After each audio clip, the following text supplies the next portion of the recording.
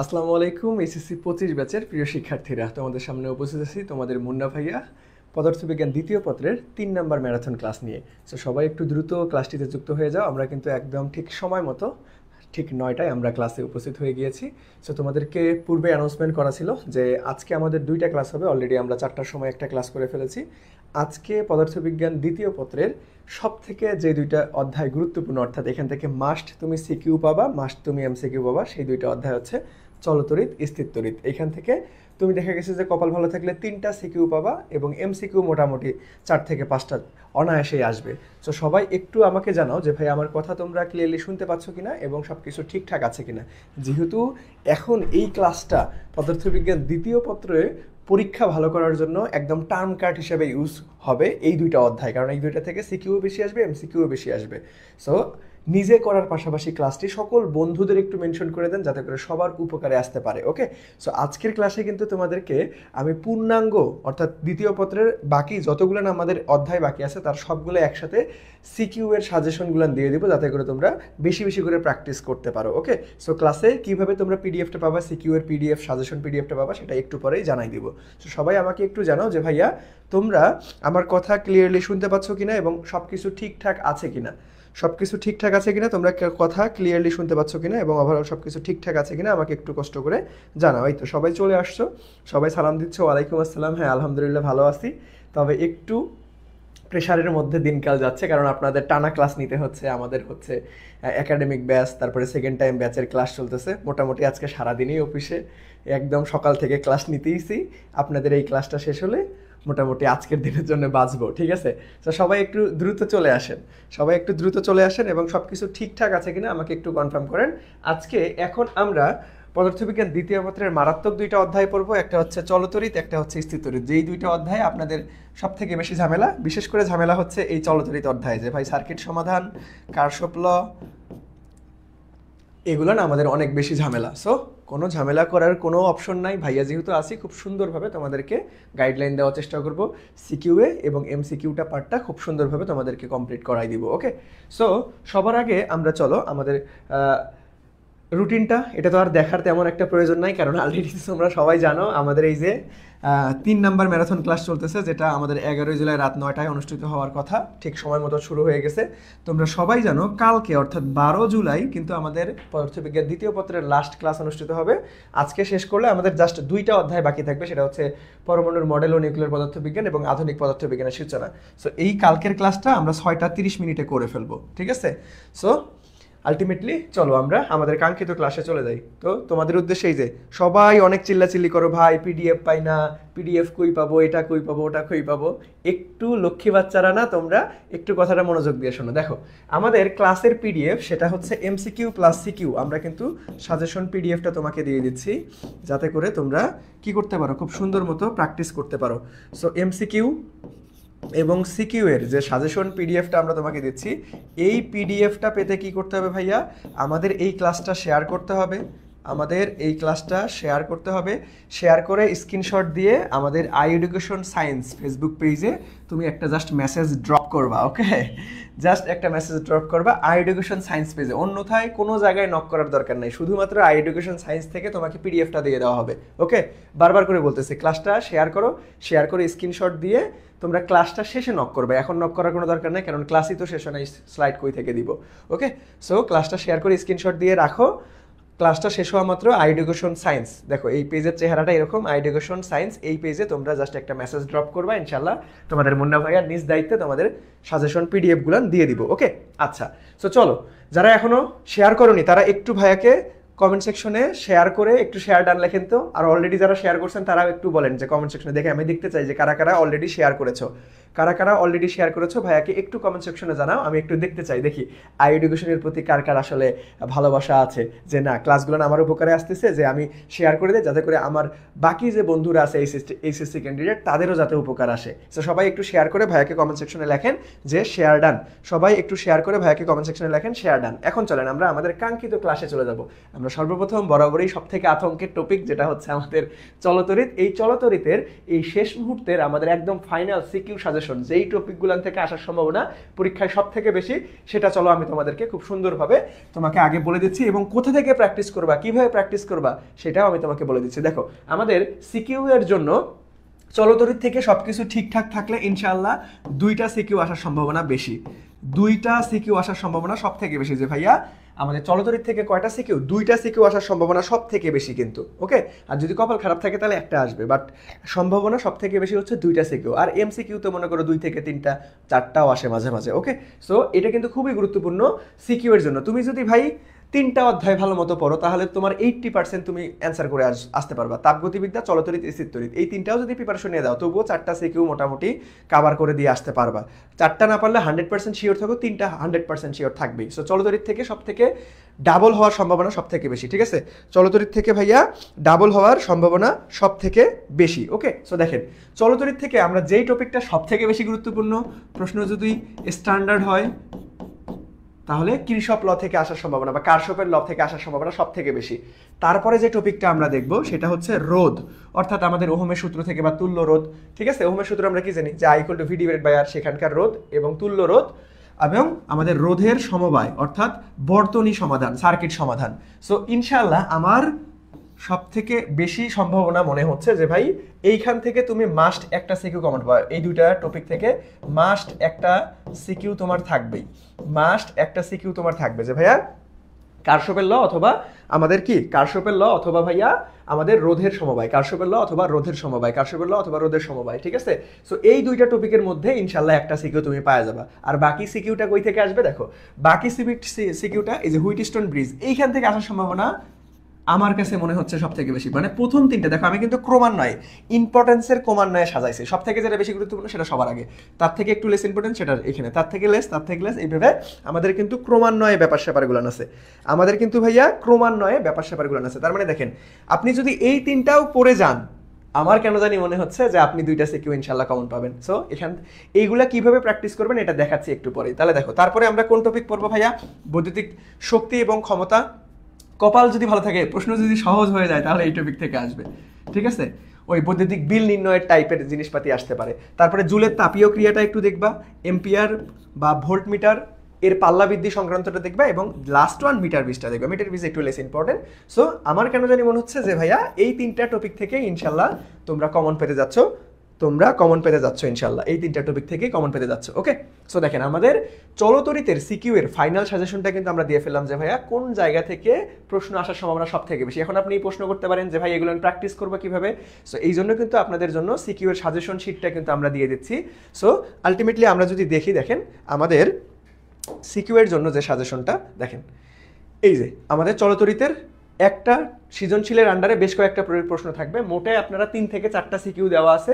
Just এইটা ভাই শেষ মুহূর্তে টেস্ট পেপার ধরে ধরে সমাধান করার সময় নাই, তুমি ওই সময়টা পাবা না, আসলে তুমি ওই সময়টা পাবা না। সো এই শিটটা প্র্যাকটিস করে দাও, এই পিডিএফটা প্র্যাকটিস করে দাও।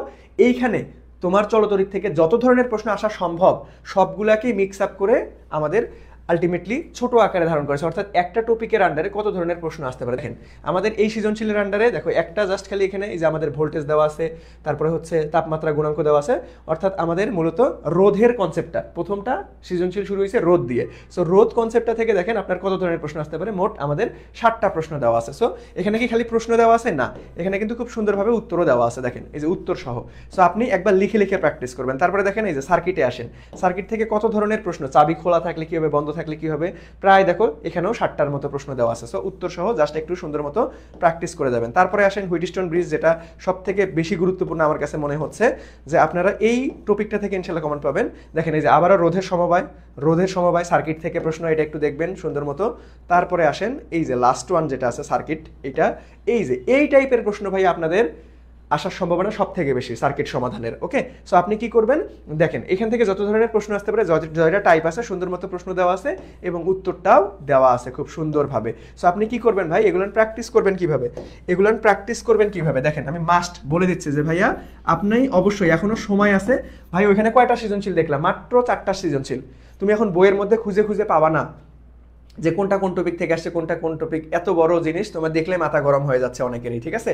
সো আপনি কি করবেন যে ভাইয়া এই যে পিডিএফটা জাস্ট খালি একদম শুরু থেকে শেষ পর্যন্ত করে ফেলবেন, শুরু থেকে শেষ পর্যন্ত করে ফেলবেন। যত ধরনের টপিক আছে, যত ধরনের টপিক সবগুলাই এখানে ইনক্লুডেড অবস্থায় আছে, একদম সাজানো আকারে। যে ভাই হুইটস্টোন ব্রিজ থেকে কত ধরনের প্রশ্ন আসতে পারে, ধরো 7 ধরনের প্রশ্ন আছে বা 8 ধরনের প্রশ্ন আছে, সেখানে কিন্তু এটা আছে 7 ধরনের বা 8 ধরনের প্রশ্নটা এই পিডিএফ এর মধ্যে আছে। সো আপনি অবশ্যই খালি দেখলেই হবে না, অনেকেই কি করে, আরে এটা আছে আচ্ছা দেখে যাই, ও ঠিক আছে এটা ওরে জোস জোস, এইভাবে করলে আলটিমেটলি পরীক্ষার হলে আপনি কিছুই মনে রাখতে পারবেন না।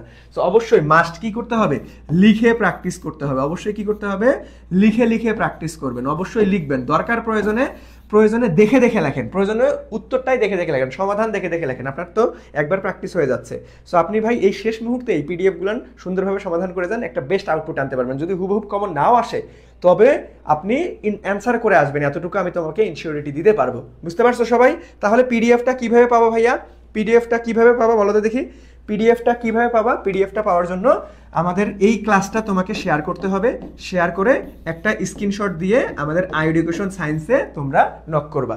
সো যারা এখনো শেয়ার করেনি তারা একটু দ্রুত শেয়ার করে ভাইয়াকে শেয়ার ডান বলতে পারো। তো অলরেডি তোমরা অনেকেই শেয়ার ডান বলতেছো, অলরেডি তোমরা অনেকেই শেয়ার ডান বলতেছো। সো ধন্যবাদ সবাইকে, ধন্যবাদ সবাইকে যারা অলরেডি শেয়ার ডান বলছো ভাইয়া, যারা অলরেডি শেয়ার ডান বলছো তারা আমি কথা দিচ্ছি সবাইকে আমি নিজ দায়িত্বে পিডিএফগুলো দিয়ে দিব, ঠিক আছে? আজকে শুধুমাত্র কি চলতরিতের পিডিএফ দিব না, চলতরিতেরটা দিব, স্থিরতরিতেরটা দিব, ঠিক আছে? বাকি যে 2টা অধ্যায় আছে, আধুনিক পদার্থবিজ্ঞান এবং আমাদের পরমাণুর মডেল ও নিউক্লিয়ার পদার্থবিজ্ঞান, তোমরা অনেকেই রিকোয়েস্ট করছো যে ভাই আগে আগে দিয়ে দেন যাতে করে আমরা আমাদের মতো করে প্র্যাকটিস করতে পারি, রিভিশন দিতে পারি। সো আজকের ক্লাসে আমি মোট কয়টা পিডিএফ দিব জানো? চলতরিতেরটা দিব, স্থিরতরিতেরটা দিব, আধুনিক পদার্থবিজ্ঞানের সূচনা দিব এবং পরমাণুর মডেল ও নিউক্লিয়ার পদার্থবিজ্ঞান, অর্থাৎ আমাদের বাকি সবগুলো অধ্যায়েরই একসাথে দিয়ে দেবো যাতে করে তোমরা তোমাদের কমফোর্টেবল সময় অনুযায়ী খুব সুন্দরভাবে রিভিশন চালা যাইতে পারো। কালকে আমাদের ক্লাসটা হবে এমসিকিউর উপর, এখন থেকে যাতে তোমরা সিকিউটা একদম শেষ করে ফেলতে পারো, এখন থেকে যাতে তোমরা সিকিউটা ভাইয়া কি করতে পারো, শেষ করতে পারো। এই আমাদের আজকের ক্লাসে কিন্তু সব থেকে বেশি ভিউ, ঠিক আছে? 210 জন উঠে গেছে, 210 জন, যাক আলহামদুলিল্লাহ। সো বেস্ট অফ লাক ইনশাল্লাহ। চলো সবাই মিলে আমরা ক্লাস শুরু করব। সো তোমাদেরকে ভাইয়ার পক্ষ থেকে অন্তরের অন্তরস্থল থেকে অনেক ধন্যবাদ। আমাদের ফিজিক্স ক্লাস এতদিন থেকে হয়ে আসতেছে, সব থেকে আজকে হচ্ছে বেশি ভিউ, অর্থাৎ তোমরা একসাথেই যুক্ত আছো প্রায় 226 জন, 226 জনের মতো। ইনশাআল্লাহ আমরা আজকে একটা খুব সুন্দর ক্লাস উপহার দেওয়ার ট্রাই করব এবং অবশ্যই বারবার করে বলতেছি যে ভাইয়া এই যে আমাদের সাজেশন পিডিএফগুলো পেতে অবশ্যই তোমাকে ক্লাসটা শেয়ার করে স্ক্রিনশট দিয়ে এডুকেশন সায়েন্সে তুমি মেসেজ দিবা। ইনশাআল্লাহ সবাইকে মুন্না ভাইয়া কথা দিচ্ছি নিজ দায়িত্বে পিডিএফগুলো দিয়ে দিব, লাস্ট মুহূর্তে এই পিডিএফগুলো সমাধান করে দাও। মাত্র একটা করে অধ্যায়ের 3 থেকে 4টা করে সিকিউ দেওয়া আছে, মোটে একটা অধ্যায়ের ধরো তুমি প্রশ্ন সমাধান করবা 20 থেকে 25টা, যত ধরনের প্রশ্ন ঘুরাই পাশে আসে না কেন তুমি ইনশাআল্লাহ পারবা। ওকে আচ্ছা চলো সবাই শেয়ার ডান। ওকে অন্তরের অন্তরস্থল থেকে সবাইকে ধন্যবাদ। এতে করে দেখো তোমাদের শেয়ার হচ্ছে আলটিমেটলি তোমার বাকি বন্ধুগুলোর উপকারের জন্যই, কিন্তু যে ভাইয়া তুমি তো ভালো মতো প্রিপারেশন নিচ্ছ, এখন শেষ মুহূর্তের সুন্দর একটা কম্প্যাক্ট আকারে প্রিপারেশন দরকার যাতে করে তুমি যেটা প্র্যাকটিস করতো সেটা যাতে অযথা সময় নষ্ট না হয়, যাতে করে তুমি পরীক্ষার হলে ইমপ্লিমেন্ট করতে পারো। সো অবশ্যই এটা তোমার বাকি বন্ধুদেরও ইনশাল্লাহ সেম পরিমাণ ইফেক্টফুল হবে। সো চলো আমরা আমাদের কাঙ্ক্ষিত ক্লাসে চলে যাই। সো সর্বপ্রথম যেই প্রশ্নটা দেওয়া আছে সেটা একটু দেখার ট্রাই করি। চলো সর্বপ্রথম যেই প্রশ্নটা দেওয়া আছে সেটা একটু আমরা দেখার ট্রাই করি। সো চলেন দেখেন আমাদের সর্বপ্রথম যে প্রশ্নটা দেওয়া আছে এটা একদম, আমি তো বরাবরের মতোই যে ভাইয়া একদম সহজ প্রশ্ন দিয়ে একটু শুরু করার ট্রাই করি, প্রথমে একটু থিওরি টাইপ প্রশ্ন দিই কারণ তোমাদের যাতে কনফিডেন্স ডেভেলপ হয়। সো এটাও দেখো কুমিল্লা বোর্ড 24-এ আসা প্রশ্ন, খুবই গুরুত্বপূর্ণ। সো আপনারা একটু চেষ্টা করেন দেখি পারা যায় কিনা। দেখো প্রশ্নটা কি বলছে ভাইয়া, প্রশ্নটা কি বলছে আমরা একটু খেয়াল করো, যে ভাইয়া প্রবাহ ঘনত্বের একক নিচের কোনটি? সবাই একটু উত্তর দাও। প্রবাহ ঘনত্বের একক নিচের কোনটি?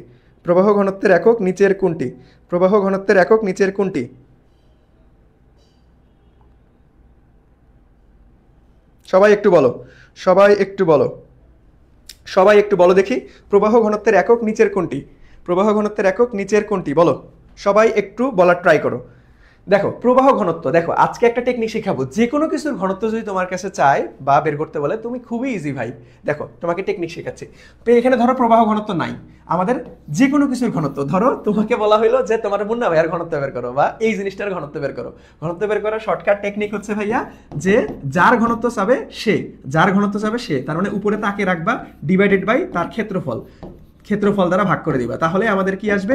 ঘনত্ব চলে আসবে। এখন তোমার যেমন আমরা হচ্ছে এখানে প্রবাহ ঘনত্ব পড়বো, তারপরে আমাদের হচ্ছে চার্জ ঘনত্ব, একটু পরে যখন আমরা স্থির তড়িৎ পড়বো তখন আমরা চার্জ ঘনত্ব নিয়ে কথাবার্তা বলবো, বুঝতে পারছেন?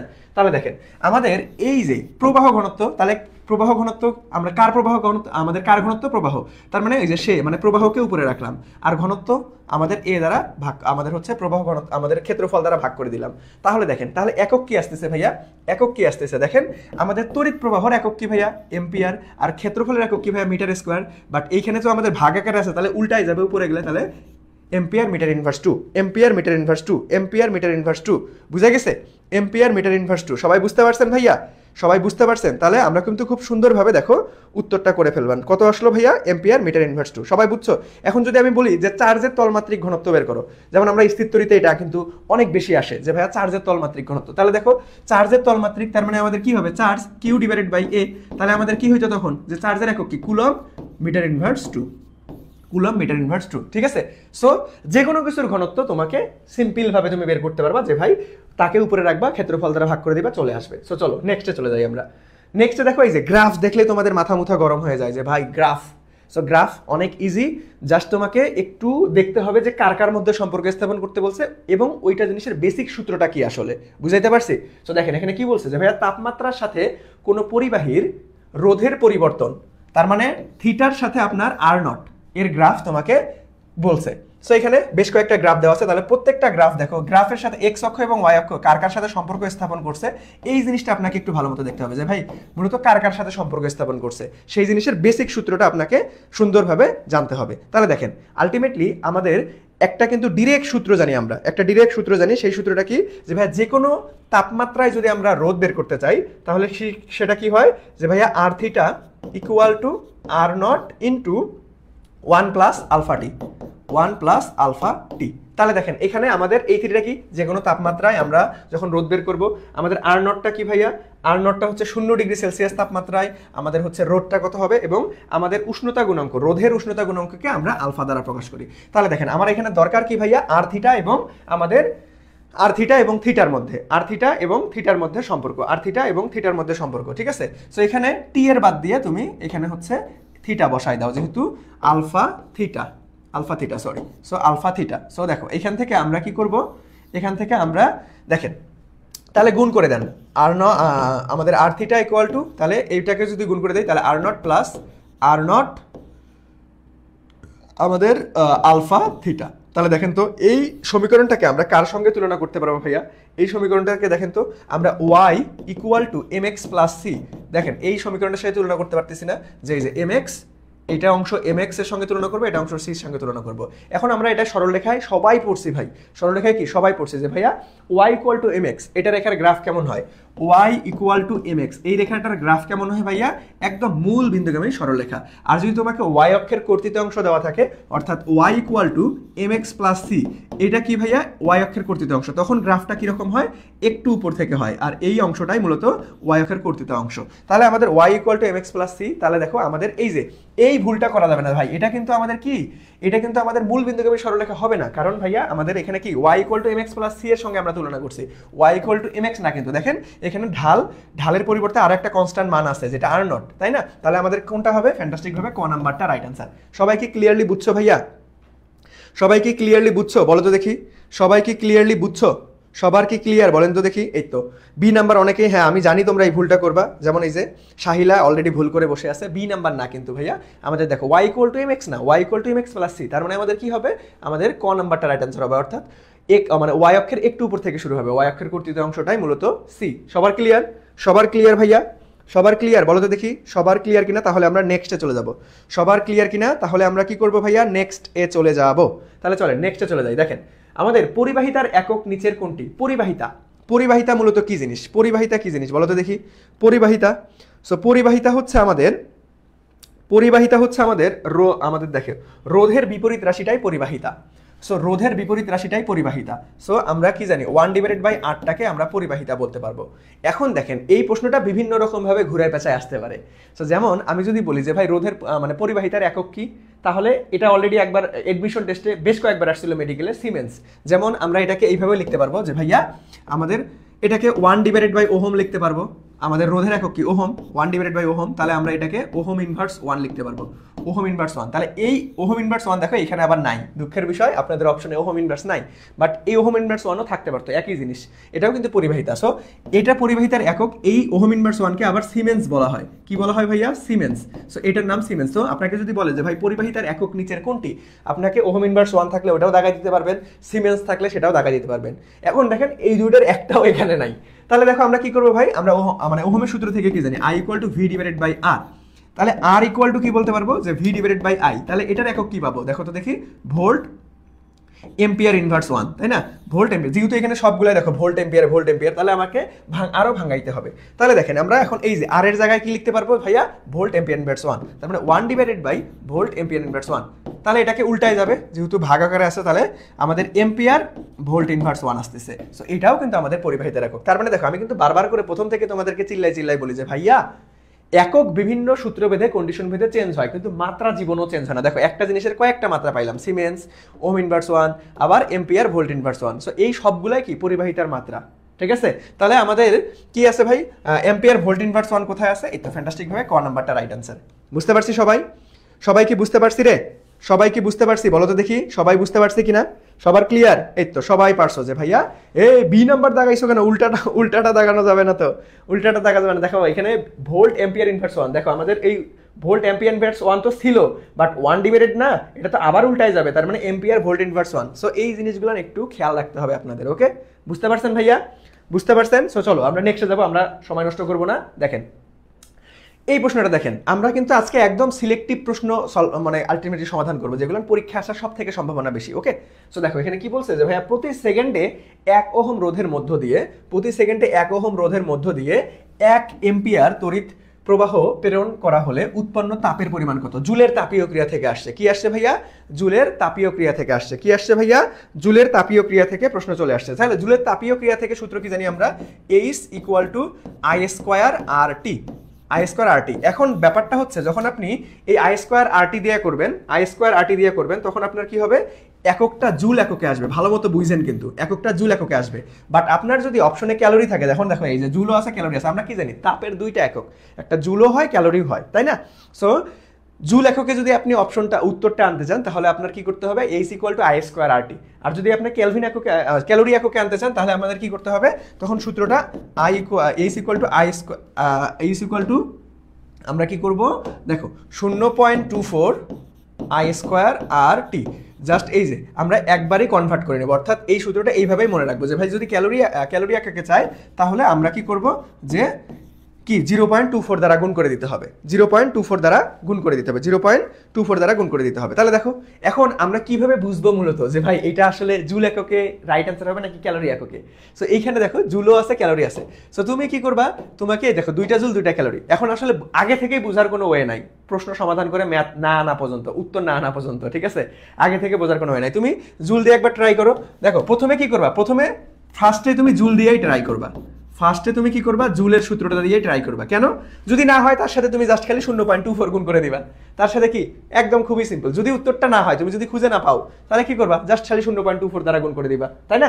তাহলে দেখো আমরা কি করব, আমরা দেখো প্রথমটা দিয়ে যদি ট্রাই করি, তাহলে আমাদের আই এর মান কত ভাইয়া 1, তাহলে 1 স্কোয়ার ইন্টু আর এর মান কত ভাইয়া, আর এর মানও কিন্তু 1, তারপরে টির মান কত ভাইয়া আমাদের প্রতি সেকেন্ডে দেখো এটা খুবই সহজ, এটাও 1, তার মানে কি 1 কি উত্তর আছে কোথাও নাই, তার মানে আমাকে কি করতে হবে 0.24 দ্বারা গুণ করে দাও, তাহলে আমাদের ক্যালোরিতে চলে আসবে, তাহলে আমাদের অ্যান্সার কত হবে 0.24 ক্যালোরি, 0.24। দেখো এই যে মারাত্মক ঝামেলা, যেই প্রশ্নটা তুমি যেই অপশনটা তুমি দাগাইতে পারো, যেটা ভুল করতে পারো সেটাই কিন্তু অপশনে থাকবে। দেখো সবকিছুই সেম, বাট এই যে একক কিন্তু ঠিক নাই। আর ফিজিক্সে একক এবং মাত্রা মারাত্মক গুরুত্বপূর্ণ, সেই জিনিসটা খেয়াল রাখতে হবে। তাহলে আমাদের 0.24 ক্যালোরি, খ নাম্বারটা রাইট আনসার। সবার ক্লিয়ার ভাইয়া বলো তো দেখি, সবার ক্লিয়ার বলো তো দেখি। এই তো সবাই পারছো, এ নাম্বার দেখা যাবে না, এই যে শুভঙ্করের ফাঁকির মধ্যে পড়ে গেছো তোমরা। ভাই ফিজিক্সে মাথা ঠান্ডা যদি না রাখতে পারো, তুমি যতই ভালো প্রিপারেশন নিয়ে যাও না কেন, একদম সহজ জিনিস ভুল করে বসে আসবা। সো এগুলান করা যাবে না, অবশ্যই তোমাকে দেখে শুনে দেখাইতে হবে, একদম মাথাটা ঠান্ডা রেখে ফিজিক্স পরীক্ষা দিতে হবে। তুমি তাড়াহুড়া করলেই ধরা খেয়ে যাবা, ওকে নেক্সটে চলো। দেখো নেক্সটে ওই যে আবারও গ্রাফ।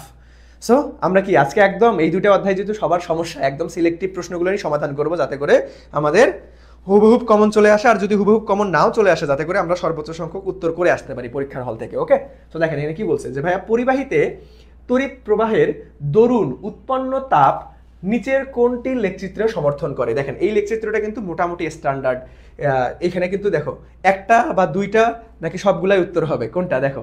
দেখো আমরা কি বলছে, আগে প্রশ্নটা পড়ো, কার কার মধ্যে সম্পর্ক স্থাপন করতে বলছে সেটা বলবা, এবং ওইটার বেসিক সূত্রটা দিয়েই তোমাকে গ্রাফ সূত্র মনে করো সমাধান। গ্রাফ সমাধান করার নিয়মই হচ্ছে তোমার যার যার মধ্যে সম্পর্ক স্থাপন করতে বলছে তার বেসিক সূত্রটা নিয়ে তুমি মনে করো কাস্টমাইজ করতেই থাকবা, অ্যান্সার চলে আসবে। তাহলে দেখো আমাদের কি বলছে, আমাদের পরিবাহীতে তড়িৎ প্রবাহের দরুন উৎপন্ন তাপ তার মানে এইচ কোন লেখচিত্রটি সমর্থন করে। তাহলে দেখেন আপনার এখানে কি কি দেওয়া আছে, এইচ আই স্কোয়ারের সাথে সম্পর্ক, এইচ এবং আই এর সাথে সম্পর্ক, H I square H I, তার মানে আবার তাপ এবং আমাদের আমাদের তড়িৎ প্রবাহ নিয়ে কথাবার্তা বলা আছে। তাহলে আমরা কি জানি যে ভাই তাপ এবং তড়িৎ প্রবাহ জুলের তাপীয় ক্রিয়া সূত্রই তো আছে যে ভাই আই স্কোয়ার আর টি।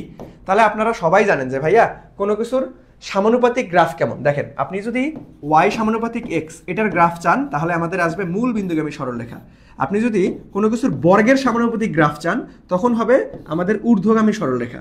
এই জিনিসগুলো একটু কষ্ট করে মনে রাখতে হবে, ঠিক আছে। আপনি যদি কোনো কিছুর ব্যস্তানুপাতিক গ্রাফ চান, ধরেন ওয়াই সমানুপাতিক 1/x, তাহলে আপনার গ্রাফটা হবে আয়তাকার অধিবৃত্তাকার এরকম। ওকে, সো এইগুলো একদম কমন গ্রাফ, একদম বেসিক গ্রাফ, আপনাকে কষ্ট করে মনে রাখতে হবে। তাহলে দেখেন আমাদের আয়ের সাথে এইচ এর সাথে আই কি সম্পর্ক আছে ভাই, এইচ এর সাথে যদি আমি বলি আই স্কোয়ার, তাহলে কি একদম পুরো সমানুপাতিক আকারেই আছে।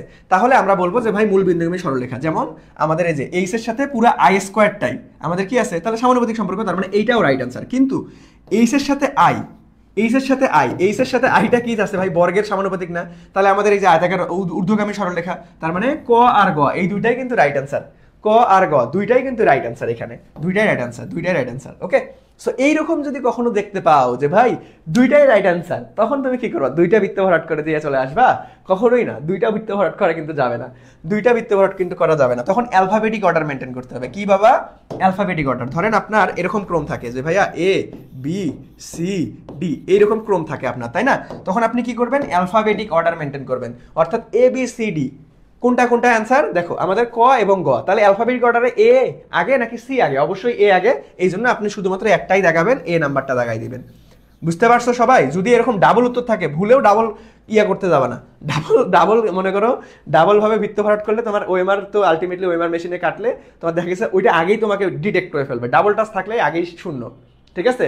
সো তোমাকে কি তখন যদি দুইটা অ্যান্সার একান্ত থাকে, নর্মালি বোর্ড প্রশ্নগুলোতে ভুল কম থাকে বাট টুকটাক থাকে, যদি এমনটা দেখতে পাও তাহলে অ্যালফাবেটিক অর্ডার মেনটেন করবা। তাহলে দেখো এ আর সি, তাহলে কে আগে? এ আগে, এই জন্য আমরা একে দাগাই দিছি। ওকে, সবাই বুঝতে পারছো ভাইয়া? সবাই বুঝতে পারছো যে কখনো যদি ডাবল উত্তর থাকে তাহলে আমাদের কি করতে হবে, অ্যালফাবেটিক অর্ডার মেনটেন করতে হবে। মাথায় ঢোকা গেছে? তুমি দুইটা টাচ করলেই কিন্তু আগেই তুমি ওটা জিরো খেয়ে বসে থাকবে, সো দুইটা টাচ করা যাবে না। বুঝতে পারছি? চলেন এখন আমরা নেক্সটে চলে যাবো। নেক্সটে দেখেন, নেক্সটে ওই যে আবারও গ্রাফ। সো প্যারা নাই, ভাইয়া তো আছে, গ্রাফগুলো সুন্দর মতো বুঝাই দিচ্ছি।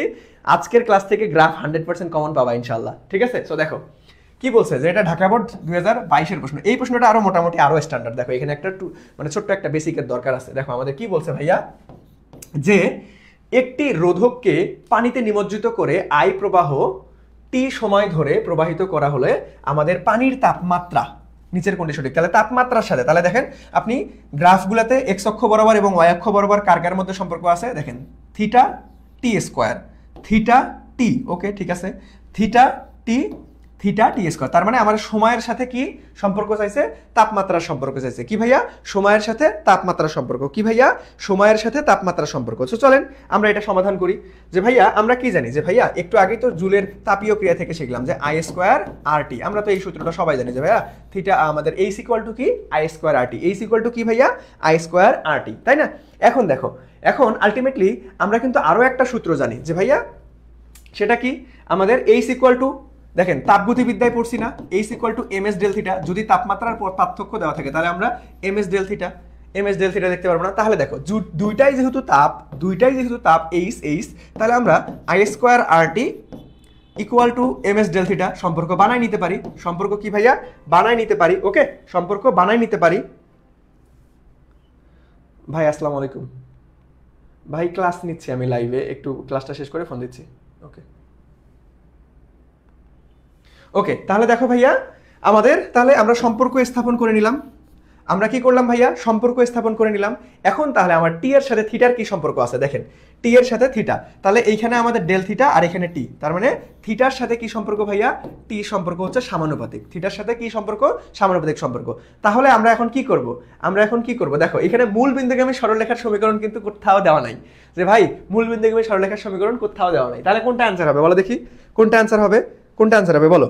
দেখো আমাদের প্রবাহকালের শুরুতে অর্থাৎ টি ইকুয়াল টু 0 সময়ে কিন্তু আমাদের তাপমাত্রা কখনোই আমাদের কি থাকবে না, শূন্য হয় না, তাপমাত্রা কখনোই শূন্য হয় না। এই জন্য মূল বিন্দুগামী সরলরেখা না হয় একটু উপর থেকে শুরু হবে ব্যাপারটা, ঠিক আছে? যখন প্রাথমিক অবস্থা অর্থাৎ টি ইকুয়াল টু 0 হবে তখন তাপমাত্রা একটা থাকবে, এটা তাপমাত্রা শূন্য কখনোই থাকবে না কোনো কিছু, তাই না? তাহলে আমাদের অ্যান্সারটা কি হবে ভাইয়া?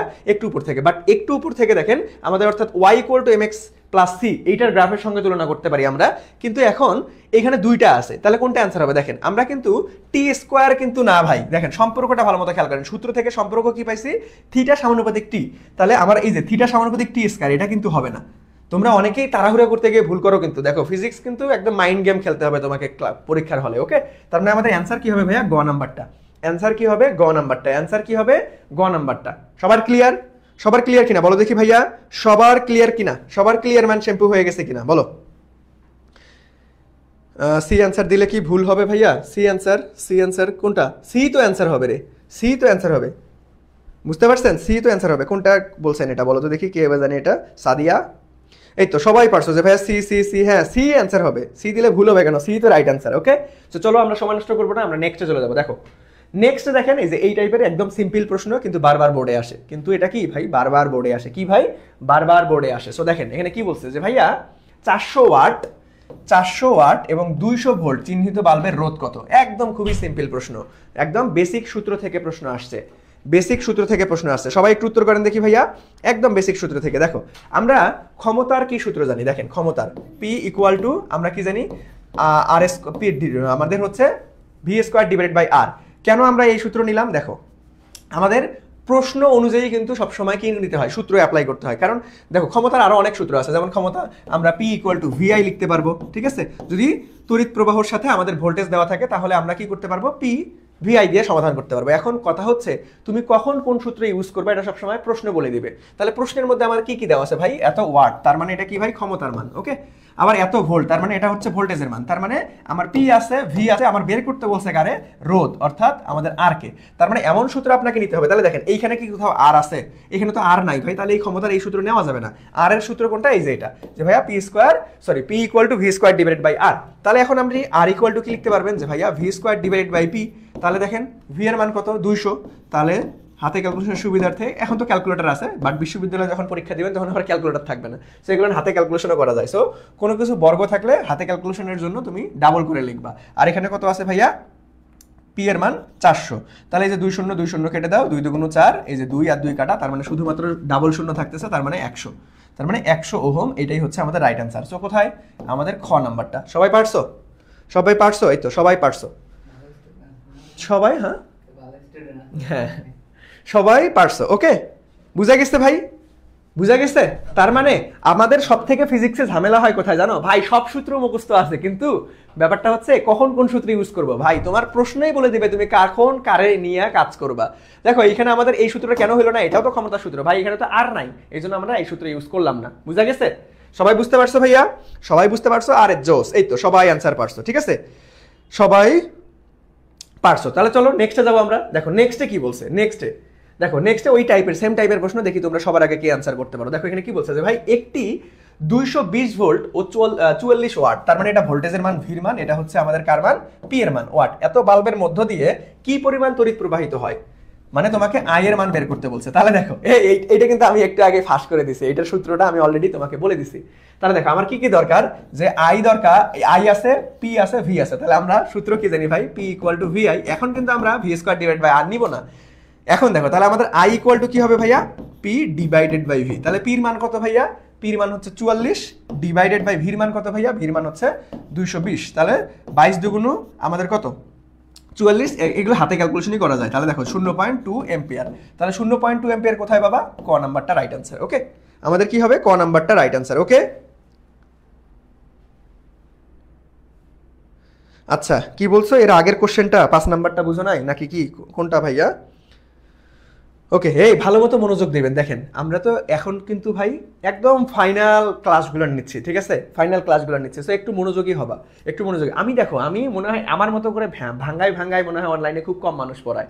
আমি কিন্তু একদম তোমাকে ছোট বাচ্চার মতো ট্রিট করে করে করে করে করে পড়াচ্ছি। ধরো তোমার আগের বেসিক খারাপ, খুবই খারাপ, তবুও আমার ক্লাস তুমি বুঝতে পারবা, তবুও আমার ক্লাস তুমি বুঝতে পারবা। সো এত কিছু ভাঙানোর পরেও যদি তোমরা আলটিমেটলি মনোযোগ না দাও, যদি বলো যে একটা করে কোশ্চেন 2-3 বার বুঝাইতে, তাহলে কিন্তু তোমাদেরই লস, কারণ আমার টাইম বেশি লেগে যাবে।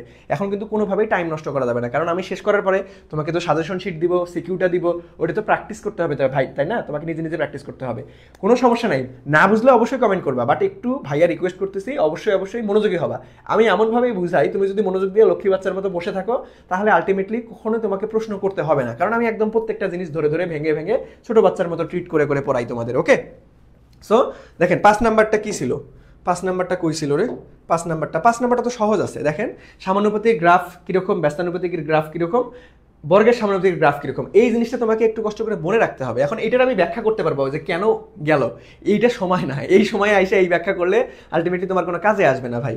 এখন ওই সময়টা না, এখন তোমরা একদম ফাইনাল স্টেজে আসো। সো এই কয়েকটা গ্রাফ, এটা একদম সর্বজনীন ম্যান্ডেটরি গ্রাফ যে ভাই সমানুপাতিক, ব্যস্তানুপাতিক, বর্গের সমানুপাতিক গ্রাফ, এটা কষ্ট করে একটু মনে রাখবা। ওকে, আচ্ছা, সো নেক্সটে আসি, চলো নেক্সটে আসি, কোনো প্যারা নাই, ঠিক আছে? না বুঝতে পারলে মোস্ট ওয়েলকাম ভাই, তুমি কমেন্ট করবা, অবশ্যই আমি আবার জিনিস বুঝাই দেবো। বাট আমি রিকোয়েস্ট করতেছি তোমাদের উদ্দেশ্যে, তোমাদের ভালোর জন্যই, যে ভাই যাতে করে আমি তাড়াতাড়ি ক্লাসটা শেষ করে তুমি যাতে তোমার পড়াশোনায় লেগে পড়তে যাও, তুমি যাতে সিকিউগুলো ভালো মতো প্র্যাকটিস করতে যাও। আমি তো সিকিউর কীভাবে সাজেশন দিয়ে দিছি, কীভাবে কোথা থেকে পড়তে হবে, সব কিছুই তোমাকে ম্যাটেরিয়াল সহ দিয়ে দিব, বাট ওটা তো তোমাকে নিজে প্র্যাকটিস করে যাইতে হবে, কারণ পরীক্ষার হলে তো ভাইয়া আমি যাবো না, পরীক্ষার হলে তুমি যাবা, এই জন্য তোমারই প্র্যাকটিস করে যাইতে হবে। ওকে, আচ্ছা চলো, চলো আচ্ছা দেখো, একটি বাড়ির মেইন মিটারে 15 ভোল্ট এবং 220 ভোল্ট চিহ্নিত করা আছে। ওকে, বুঝলাম। তার মানে এটা সরি, আমাদের 15 এম্পিয়ার, তার মানে এটা কারেন্টের মান, আই এর মান, আর এটা হচ্ছে আমাদের ভোল্টের মান, ভি এর মান। ওকে, আচ্ছা এখন তোমাকে বলছে এত ওয়াট অর্থাৎ পি এর মান 60 ওয়াটের কতটি বাতি নিরাপদে জ্বলবে। দেখেন বাতি নিরাপদে জ্বলা, এটা কিন্তু খুবই গুরুত্বপূর্ণ, এটা আবার এডমিশন টেস্টেও আসে। বাতি নিরাপদে জ্বলা, এটা এই কনসেপ্টটা কিন্তু খুবই গুরুত্বপূর্ণ। দেখেন বাতি নিরাপদে জ্বলা অর্থাৎ এন ইকুয়াল টু আমরা VI ডিভাইডেড বাই পি, এই সূত্র মনে রাখবো। বাট এইখানে একটা শর্ত আছে ভাইয়া, এখানে একটা শর্ত আছে, একটু নোট করে নিতে হবে তোমাদেরকে। সেটা কি বলেন তো দেখি? সেটা হচ্ছে এন এর মান অবশ্যই পূর্ণ সংখ্যা হইতে হবে। এন এর মান পূর্ণ সংখ্যা হইতে হবে। এন এর মান কি ভাইয়া? পূর্ণ সংখ্যা হইতে হবে। এন এর মান কি ভাইয়া?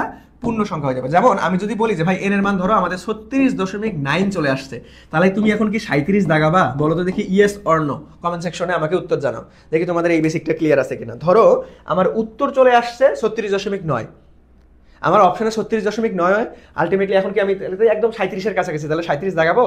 এই যে আমাদের নিরাপদে বাতি জ্বলার সংখ্যা, এইটাতে কখনোই 37 দাগাবো না, এখানে তোমাকে 36ই দাগাইতে হবে, 36ই দাগাইতে হবে। এই জিনিসটা একটু কষ্ট করে মনে রাখবা, এই জিনিসটা ভাইয়া একটু কষ্ট করে মনে রাখবা, এই জিনিসটা ভাইয়া একটু কষ্ট করে মনে রাখবা। ওকে, তোমারে কি করতে হবে? 37, দেখো 36.9 একদম ক্লোজেস্ট টু 37, তাই না? বাট আমাদের 37 দেখানো যাবে না, আমাকে 36ই দাগাইতে হবে। তাহলে দেখো আমরা একটু সমাধান করি। তাহলে দেখো VI, তাহলে আমাদের কত ভাই? ভি এর মান কত? 220। আই এর মান কত ভাইয়া? আই এর মান হচ্ছে 15 এম্পিয়ার, আই এর মান কত? 15 ডিভাইডেড বাই, আসো পি এর মান কত ভাইয়া? 60। এটাকে ক্যালকুলেশন করো, অ্যান্সার চলে আসবে। এটাকে ক্যালকুলেশন করো, অ্যান্সার চলে আসবে। ওকে, এটাকে ক্যালকুলেশন করো, অ্যান্সার চলে আসবে। ক্লাসে আছে।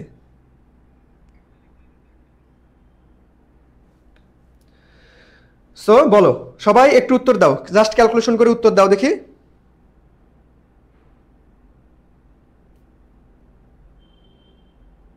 সবাই একটু বলো, সবাই একটু ক্যালকুলেশন করে আমাকে উত্তরটা জানাও।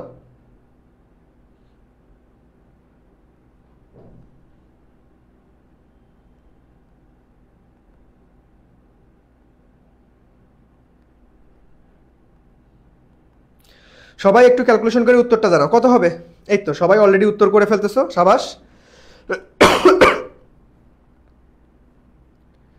ভাইয়া। আচ্ছা সবাই আগে উত্তরটা দাও, 9 এর কত হবে? 9 এর কত হবে? একদম খুবই সিম্পল প্রশ্ন, 9 কত হবে সবাই বলো তো দেখি, 9 কত হবে? নিরাপদে কতটা বাতি জ্বলবে? নিরাপদে কতটা বাতি জ্বলবে? এই তো যে ভাইয়া আমাদের ওকে ওকে ওকে সো এই তো সবাই উত্তর করে ফেলছো যে ভাইয়া 55 সাবাস। তার মানে আমাদের ঘ নাম্বারটা রাইট আনসার, বুঝা গেছে? সো এইখানে একটা জিনিসই আপনাকে বেসিক মাথায় রাখতে হবে, সেটা কি ভাইয়া? সেটা হচ্ছে n ইকুয়াল টু আমাদের বাতি সংখ্যা PV divided by P, but এইখানে n এর দশমিক মান নেওয়া যাবে না, এবং সব থেকে ক্লোজ মান ধরেন 36.9 হলেও 37 নেওয়া যাবে না, 36 নিতে হবে। ওকে আচ্ছা, সো চলেন। আচ্ছা, একজন কমেন্ট করছিল যে ভাই আপনি যে এমসিকিউ গুলো করাচ্ছেন সেগুলো করলেই কি হবে কিনা? আমার মতে এগুলো যদি ভালো মতো প্র্যাকটিস করে দাও, প্রায় মনে করো প্রায় অন্তত 70% ডান হয়ে যাবে, অন্তত 70% ডান। দেখো আমাদের বোর্ডে তো অনেক ধরনের মনে করো হচ্ছে এমসিকিউ আসে, আমি বোর্ড অ্যানালাইসিস করে বাছাইকৃত প্রশ্নগুলো নিয়ে ক্লাস নেই, যেগুলো আসার সম্ভাবনা বেশি। কারণ আমি তো বলতে পারবো না যে ভাই 100% কমন চলে আসবে, কারণ কি আমি কি প্রশ্নটা করছি, আমার কথা তুমি কেন বিশ্বাস করবা? প্রশ্ন আমি যদি 100% কমন দিতে পারতাম তাহলে তো আমার সবাই খুঁজতো। 100% কমন কোনো টিচার, আমি কেন, কোনো বাংলাদেশের জ্ঞান পৃথিবীর কোনো টিচারই দিতে পারবে না। ওকে, তাহলে আমাকে দুর্নীতি করতে হবে, প্রশ্ন ফাঁস করে দিতে হবে, ঠিক আছে? সো বাট আমাদের তো এটা সম্ভব না, তাই না? সো আমি কি করছি, আমি বোর্ডটা অ্যানালাইসিস করে যাতে করে তোমরা সর্বোচ্চ সংখ্যক কমন পাও, বোর্ড অ্যানালাইসিস করে কিন্তু সব থেকে গুরুত্বপূর্ণ এমসিকিউগুলোই নেওয়া ক্লাসের মধ্যে। ওকে, এগুলো যদি প্র্যাকটিস করো প্রায় 70 to 80% ডান হয়ে যাবে, বাকিটা একটু জাস্ট চোখ বুলায় চলে যাবা। আমি কখনোই, দেখো আমি যতই সারা রাত কাজ করে, যতই সারাদিন সারা রাত অ্যানালাইসিস করে তোমারে বলি না কেন, আমি তবুও বলতে পারবো না যে 100% কমন আসবে, কারণ এটা বললে আলটিমেটলি আমি বকাস, ঠিক আছে? এই কথা যদি কেউ বলে এগুলো কেউ বিশ্বাস করবে না ভাই, কারণ এটার কোনো মানে ভ্যালুই নাই, মনে করো আলটিমেটলি এটার কোনো ভিত্তি নাই, যে কেমন কিভাবে 100% কমন আসবে, তাই না? তারপরে এমসিকিউ, সিকিউ হলে মানা যায়, কারণ আমি যেটা দিচ্ছি সিকিউ টপিকগুলো ওইখান থেকে 100% তুমি শিওর থাকো কমন আসবে, বাট এমসিকিউতে তোমাকেও একটু পড়াশোনা করতে হবে, চোখ বুলাই যাইতে হবে। ওকে আচ্ছা চলো, তাহলে আমরা নেক্সটে চলে যাবো ভাইয়া। তাহলে কি করবো? তাহলে আমরা চলেন নেক্সটে চলে যাবো। সো নেক্সট প্রশ্নটা দেখেন কি বলা আছে, নেক্সট প্রশ্নটা দেখেন তো কি বলা আছে, সবাই একটু উত্তর করার ট্রাই করেন। যে ভাইয়া একটা তামার তারের রোধ কত দেওয়া আছে? 2R। ওকে বুঝলাম। এখন আয়তন সমান রেখে তারটিকে দৈর্ঘ্য দ্বিগুণ করছে, তারটির দৈর্ঘ্য দ্বিগুণ করছে, পরিবর্তিত রোধ কত? দেখো এইটা তুমি টাইম ম্যানেজমেন্ট কিভাবে ঠিক রাখবা, যারা আলটিমেটলি শর্টকাট নিয়ম জানো না তারা কি করবা, R equal to rho L divided by A, এই বেসিক সূত্র দিয়ে সমাধান করবা। আমাদের কিন্তু এই বেসিক সূত্র দিয়ে সমাধান করার কোনো দরকার নাই, এটা একটা ডিরেক্ট কন্ডিশন। এটা ভাইয়া কি, এটা একটা ডিরেক্ট কন্ডিশন, এটা একটা ডিরেক্ট কন্ডিশন, এটা একটা কি ভাইয়া, ডিরেক্ট কন্ডিশন। ওকে, সো এই কন্ডিশনে ভাইয়া, এই কন্ডিশনে ব্যাপারটা কি করতে হবে, এই কন্ডিশনে ব্যাপারটা কি করতে হবে দেখেন। এখানে যদি আপনি কখনো দেখেন যে ভাইয়া আপনার যে দৈর্ঘ্য এন গুণ করছে, দৈর্ঘ্য এন গুণ করলে পরিবর্তিত রোধ কত হবে? দেখেন দৈর্ঘ্য যদি এন গুণ হয়, দৈর্ঘ্য এন গুণ হলে আপনাকে যদি বলে যে ভাই পরিবর্তিত রোধ কত হবে, পরিবর্তিত রোধ, দৈর্ঘ্য এন গুণ হলে পরিবর্তিত রোধ হবে এন স্কোয়ার আর, এটা একদম শর্টকাট টেকনিক, এন স্কোয়ার আর, ঠিক আছে? এন স্কোয়ার আর মানে এখানে যে আমাদের হচ্ছে এই যে আর যেটা দেওয়া থাকবে আর মানের রোধের, সো আপনি এটা এইভাবে সাজাই লিখতে পারেন যে ভাইয়া আর মানের রোধের, সো এটা আর মানের রোধের দৈর্ঘ্য এন গুণ করলে আমাদের কি হবে, পরিবর্তিত রোধ হবে এন স্কোয়ার আর। আর আমি যদি বলি যে আর মানের রোধের আমি কি করলাম যে ভাইয়া আমরা হচ্ছে এইখান থেকে দেখো, এখান থেকে দৈর্ঘ্য, তাহলে দেখো সমাধানটা করে ফেলি, আগে সমাধানটা করে ফেলি। তাহলে আমরা দেখো এখানে আমাদের কি বলছে ভাই, 2R, আমার দৈর্ঘ্য দ্বিগুণ করছে, তাহলে এন স্কোয়ার, এন এর মান কত ভাই, দ্বিগুণ করছে, তার মানে এইটাই হচ্ছে এন এর মান, এন ইকুয়াল টু 2।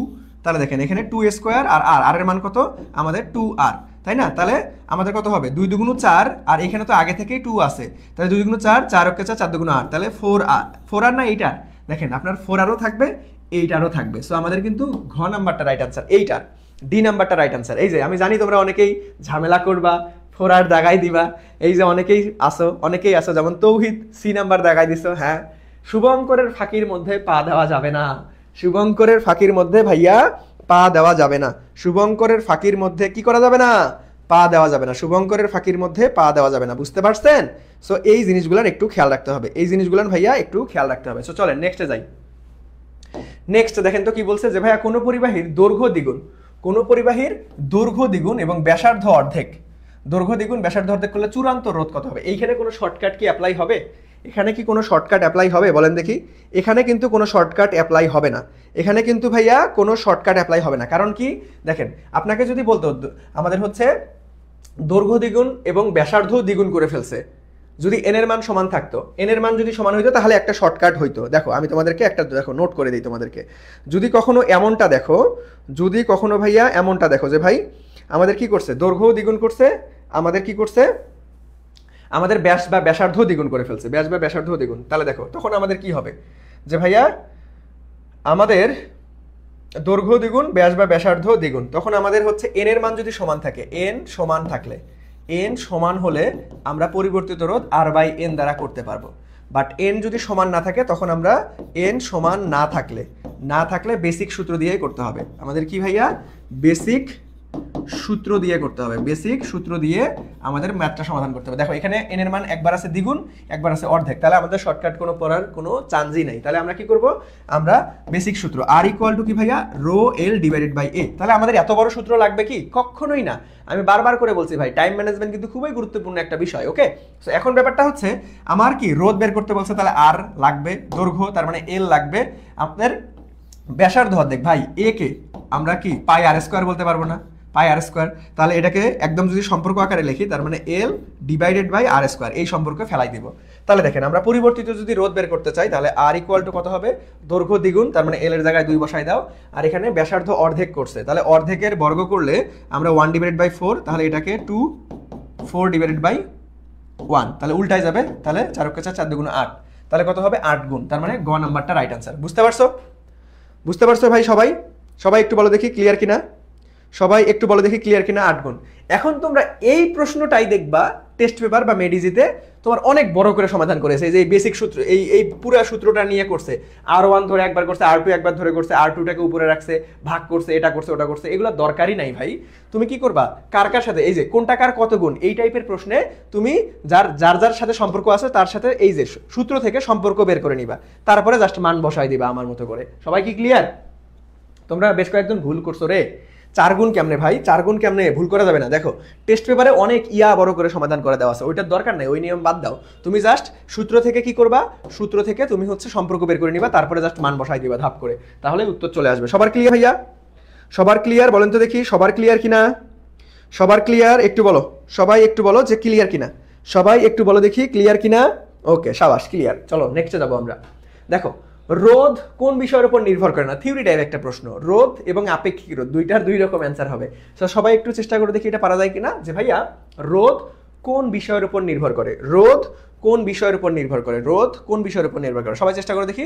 দেখো রোধ নির্ভর করে মূলত তোমার 4টা বিষয়ের উপর। কয়টা? 4টা বিষয়ের উপর। সেটা আমরা কিভাবে মনে রাখবো, দেখো একটা শর্টকাট টেকনিক আছে, সেটা হচ্ছে LATE, লেট দ্বারা, LATE লেট দ্বারা দেরি করা। তার মানে এলতে আমাদের লেন্থ, এলতে কি লেন্থ মানে দৈর্ঘ্য, তারপরে এ ফর এরিয়া মানে ক্ষেত্রফল, এ ফর এরিয়া মানে কি ভাইয়া, ক্ষেত্রফল, তারপরে টি ফর কি ভাইয়া, টেম্পারেচার মানে কি ভাইয়া, তাপমাত্রা, তারপরে আসো ই ফর কি ভাইয়া, এলিমেন্টস, সো মানে কি ভাইয়া, উপাদান। সো রোধ কয়টা বিষয়ের উপর ডিপেন্ড করে, 4টা বিষয়ের উপর। দেখো তো দেখি, এখানে উপাদান আছে, দৈর্ঘ্য আছে, প্রস্থচ্ছেদের ক্ষেত্রফল আছে, পরিবাহ তড়িৎ প্রবাহকে আমি কোথাও লিখছি, এখানে কোথাও লিখে নেই, তার মানে আমাদের কি হবে, সি নাম্বারটা অ্যান্সার হবে, গ নাম্বারটা। ওকে, এখন যদি আমি রোধ না বইলা তোমারে বললাম আপেক্ষিক রোধ, আপেক্ষিক রোধ এটা এই যে রিসেন্ট সালে গুচ্ছ বিশ্ববিদ্যালয় ভর্তি পরীক্ষায় আসছিল, অনেক বিশ্ববিদ্যালয় ভর্তি পরীক্ষায় আসছিল। কারণ আপেক্ষিক রোধ কয়টা বিষয়ের উপর ডিপেন্ড করে, এইটা তোমাকে মাথায় রাখতে হবে। আপেক্ষিক রোধ, আপেক্ষিক রোধ, আপেক্ষিক রোধের বেলায় কিন্তু 2টা জিনিস চলে আসবে। সেটা কি, প্রথমটা যেটা হবে সেটা হচ্ছে উপাদান, মেইনলি মূলত উপাদানের উপরেই ডিপেন্ড করে, কারণ উপাদান। এখান থেকে তুমি ঢাকা বিশ্ববিদ্যালয়ের প্রশ্ন ব্যাংকটা খুইলো, এখন তো খোলার দরকার নাই, এগুলো আমরাই কিছুদিন পর, তোমরা আলটিমেটলি যখন পরীক্ষা শেষ করবে আমরাই পড়াবো তোমাদেরকে। ওকে, সো আপেক্ষিক রোধ থেকে অলরেডি ঢাবিতে একটা ভেলকিবাজি প্রশ্ন, অনেক ইনফরমেশন দিয়ে বলছে যে ভাই কি হবে, এটার পরিবর্তিত রোধ কত হবে। রোধ কখনো রোধ বা আপেক্ষিক রোধ, তোমারে যদি বলে ভাই আপেক্ষিক রোধ পরিবর্তন কত হবে, তাহলে তোমার ম্যাথ করার দরকারই নাই, যতক্ষণ না ধরো উপাদান চেঞ্জ হবে। ধরো তোমার তামার তার আছে, যতক্ষণ পর্যন্ত রূপাতে নিয়ে যাবে বা অ্যালুমিনিয়ামে নিয়ে যাবে, অর্থাৎ উপাদান না চেঞ্জ হইলে জীবনেও আপেক্ষিক রোধ চেঞ্জ হবে না, তুমি যতই কাহিনী করো না কেন। বুঝাতে পারছি? আর একটা জিনিস আছে, তাপমাত্রা, রোধ আর তাপমাত্রা, সরি আমাদের উপাদান আর তাপমাত্রা। বাট নর্মাল ক্ষেত্রে তোমরা এই উপাদানটাই সবসময় অপশনে বেশি দেখতে পারবা, বাট উপাদান এবং তাপমাত্রা 2টা বিষয়ের উপরেই আমাদের কি হবে, ডিপেন্ড করবে। এই তো সাদিয়া অ্যান্সার করে ফেলছো যে ভাইয়া দুইটা, হ্যাঁ আপেক্ষিক রোধের বেলায় কিন্তু দুইটা, মোস্ট অ্যাপ্রোপ্রিয়েট কি উপাদান, তারপরেই তাপমাত্রার উপরেও ডিপেন্ড করে। ওকে ওকে, শেয়ার ডান বলছো আব্দুল্লাহ। হ্যাঁ, যারা যারা শেয়ার করছো তারা কিন্তু এই যে আমাদের চলতরিতে সাজেশন পিডিএফ, এই যে একদম সুন্দর মতো সাজেশন পিডিএফটা কিন্তু পেয়ে যাবে। দেখো একটা করে সিকিউ এর আন্ডারে বেশ কয়েকটা করে প্রশ্ন, অর্থাৎ যত ধরনের এই সিকিউ থেকে প্রশ্ন আসতে পারে, যেমন আমাদের এই যে শান্ট থেকে যত প্রশ্ন আসতে পারে এটা কিন্তু প্রশ্ন দেওয়া আছে। সো এই পিডিএফটা পেয়ে যাবা, ঠিক আছে। সো এই পিডিএফ পেতে কি করতে হবে, ক্লাসটা শেয়ার করে স্ক্রিনশট দিয়ে আমাদের আইএডুকেশন সায়েন্স ফেসবুক পেজে মেসেজ দিলেই তুমি ক্লাস শেষে পিডিএফটা পেয়ে যাবা। সো যারা এখনো ক্লাসটা শেয়ার করোনি তারা একটু কি করবা ভাই, অবশ্যই শেয়ার করে ভাইয়াকে কমেন্ট সেকশনে লিখবা শেয়ার ডান, ক্লাস শেষেই তোমরা পেয়ে যাবা। নেক্সটে আসো, নেক্সট প্রশ্নটা দেখো, এইটা মোটামুটি স্ট্যান্ডার্ড, তোমাদের একটু কঠিন লাগতে পারে। এই প্রশ্নটা দেখো, এই প্রশ্নটা বড় ক্যালকুলেশন, এখানে টাইম বেশি লাগবে, বড় ক্যালকুলেশন এখানে ভাইয়া টাইম বেশি লাগবে, ঠিক আছে। হ্যাঁ এমসিকিউ পিরিয়ড থাকবে অবশ্যই, পুরো ক্লাসের সব কিছু ম্যাটেরিয়ালসই থাকবে, এই ক্লাসের ম্যাটেরিয়ালসও থাকবে, এমসিকিউ থাকবে না কেন? এ ভাই তোমাদের জন্যই এত আয়োজন, তোমাদের দিব না কেন? তোমাদের একদম মন প্রাণ উজাড় করে দিয়ে দিব, ঠিক আছে। যা তোমাদের জন্য আয়োজন সবকিছুই পাওয়া ইনশাআল্লাহ। ওকে আচ্ছা, সো দেখো এই প্রশ্নটা একটু দেখো, সবাই একটু বলো।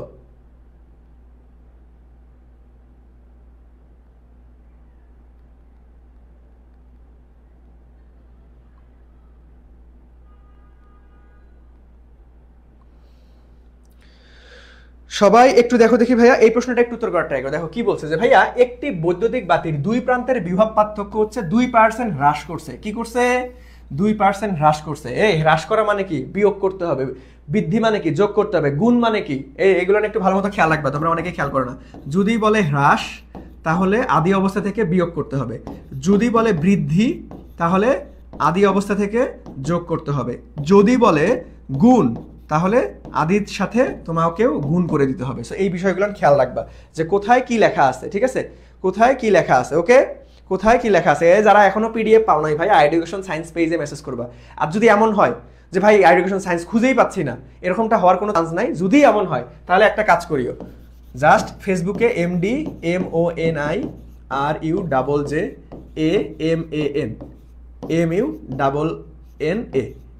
এটা এই স্পেলিংটা লেখা সার্চ দিবা, আমার আইডি চলে আসবে, সেখানে একটা নক দিও। যদি একান্ত খুঁজে না পাও তাহলে এখানে নক দিও, দিয়ে দিব। বাট এডুকেশন সায়েন্সে সবাই নক করবা। ওকে, যদি একান্ত ধরো আমি খুঁজেই পাচ্ছি না তাহলে MD মনিরুজ্জামান মুন্না লেখা সার্চ করবা, আমার প্রোফাইল চলে আসবে, সেখানে নক করো, সেখানে দিয়ে দিব না, সমস্যা নেই। এখন ক্লাসে ফোকাস দাও ভাই, ক্লাসে ফোকাস দাও। ওকে, তো দেখো আমাদের কি বলছিল যে ভাই একটি বৈদ্যুতিক বাতির দুই প্রান্তের বিভব পার্থক্য 2% হ্রাস পেলে বাতির ক্ষমতা কত অংশ হ্রাস পাবে?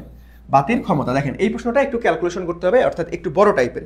এই প্রশ্নটা একটু ক্যালকুলেশন করতে হবে, অর্থাৎ একটু কি ভাইয়া বড় টাইপের। সো আপনি একটু ভালো মতো খেয়াল করেন, এটা কি করতে হবে, একটু ভালো মতো খেয়াল করতে হবে। সো দেখেন আমাদের ক্ষমতার সূত্র কি ভাইয়া, যেহেতু আমাদের কি কি দেওয়া আছে, দেখেন আমাদের বিভব দেওয়া আছে, তাহলে বিভবের সাথে ক্ষমতার সম্পর্ক কি? আমরা জানি যে ভাইয়া P ইকুয়াল টু, আমরা কি জানি, V স্কোয়ার ডিভাইডেড বাই আর। একটু আগে এটা দিয়ে ম্যাথও সমাধান করছি।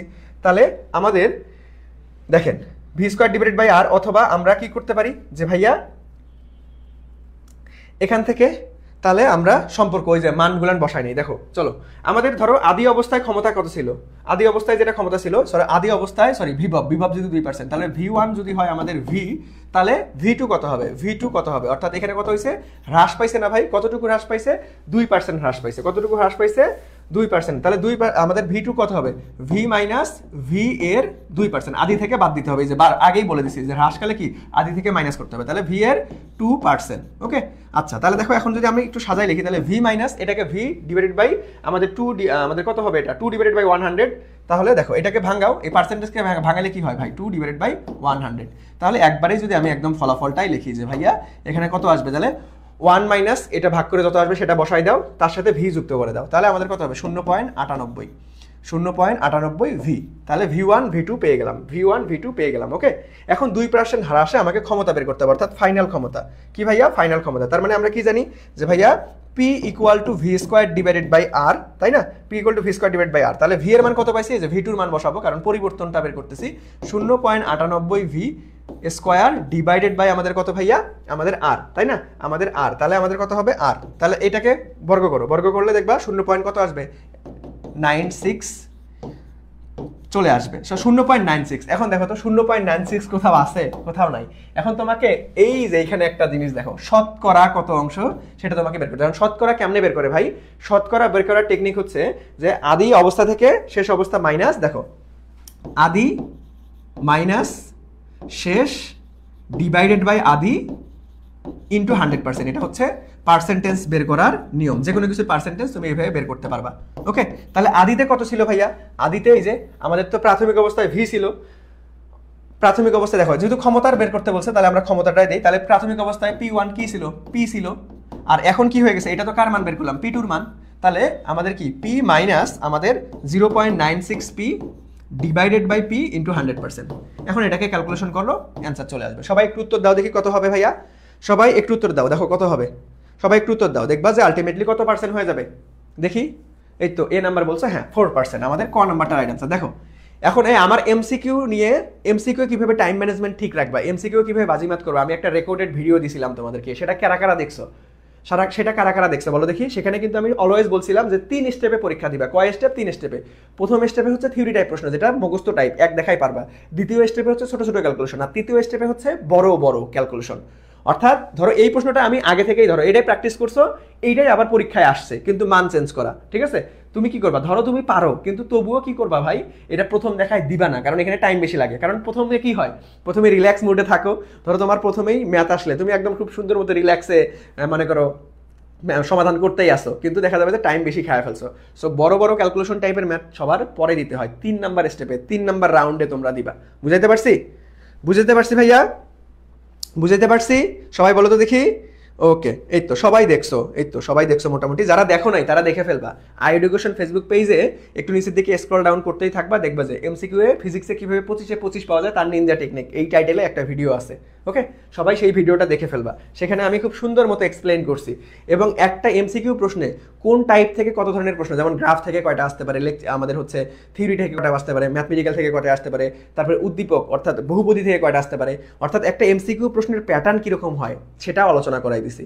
সো সেই রেকর্ডেড ভিডিওটা দেখে নিবা, 5 মিনিটের একটা ভিডিও, গাইডলাইন টাইপের, জাস্ট একটু দেখে যাবা। তাহলে তুমি টাইম ম্যানেজমেন্ট কীভাবে করবা ফিজিক্সে, খালি ফিজিক্স না, এই নিয়মটা তোমরা কেমিস্ট্রিতে ইউজ করতে পারবা, কোনো প্যারা নাই। বুঝতে পারছি?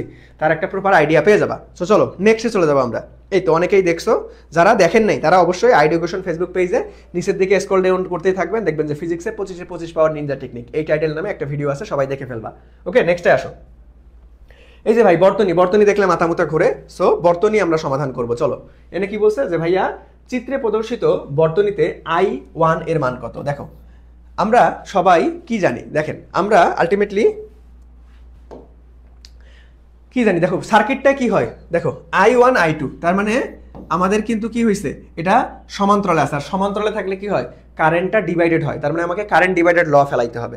বাট আমি আজকে একটা এমসিকিউ সমাধানের ছোট্ট একটা টেকনিক দেবো, কারেন্ট ডিভাইডেড ল দরকার নাই, তুমি তার আগেই সমাধান করতে পারবা। সো দেখো এখানে কি ভাই, I1 এইদিকে গেছে, I2টা এইদিকে গেছে, তাই না?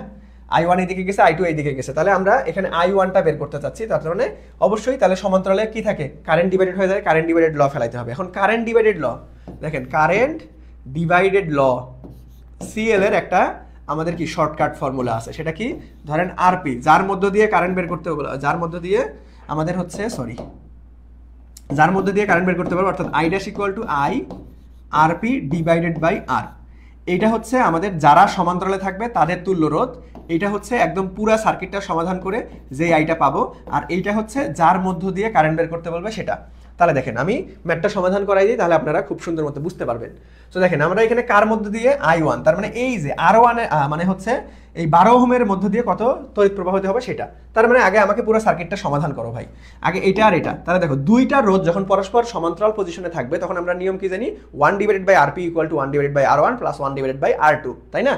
সো এখন আমরা এই নিয়মটা করবো না, একটা শর্টকাট ফর্মুলা আছে। যদি তুমি দেখো দুইটা রোধ পরস্পর সমান্তরালে আছে, তখন আমরা কি করবো, শর্টকাট টেকনিক হচ্ছে দ্রুত করার জন্য গুণফল ডিভাইডেড বাই যোগফল। কি ভাইয়া, গুণফল ডিভাইডেড বাই যোগফল, গুণফল ডিভাইডেড বাই যোগফল। তাহলে গুণফল কত ভাই, দেখো আমাদের 120 আর যোগফল কত হবে ভাইয়া 22। এখন এটাকে ক্যালকুলেশন করো, এটাকে তুমি জাস্ট খালি ক্যালকুলেশন করে দাও, দেখি আমরা ক্যালকুলেট করি। তাহলে আমাদের কত আসতেছে, 120 ডিভাইডেড বাই কত ভাইয়া 22, তাহলে কত আসতেছে 120 ডিভাইডেড বাই 22, তাহলে আমাদের কত আসতেছে 5.45। সো এটা কিসের আসলো, এইটার আসলো। তাহলে 5.45 এর সাথে তুমি এই যে এটা তো শ্রেণীতে আছে, তাহলে ইন টোটালটা শ্রেণী, তাহলে আমরা 20 যোগ করে দেবো। তাহলে 20 প্লাস 5.45, তাহলে কত আসলো ভাইয়া 25.45, ঠিক আছে। সো এখন এটা পেয়ে গেলাম। এখন তাহলে আমরা তুল্য আইটা পরিপ্রবাহটা কেমনে বের করবো, যে ভাই ভি ডিভাইডেড বাই আর, এখানে ভির মান তো দেওয়া আছে 9 ভোল্ট, তাহলে 9 ডিভাইডেড বাই 25.45। সো এটাকে ক্যালকুলেশন করো, তাহলে এটাকে ক্যালকুলেশন করো। তাহলে দেখো এটাকে যদি আমরা ক্যালকুলেশন করি তাহলে কত আসতেছে, যে ভাইয়া 9 ডিভাইডেড বাই আমাদের কত আসতেছে 25.45, তাহলে কত আসতেছে ভাইয়া 0.35,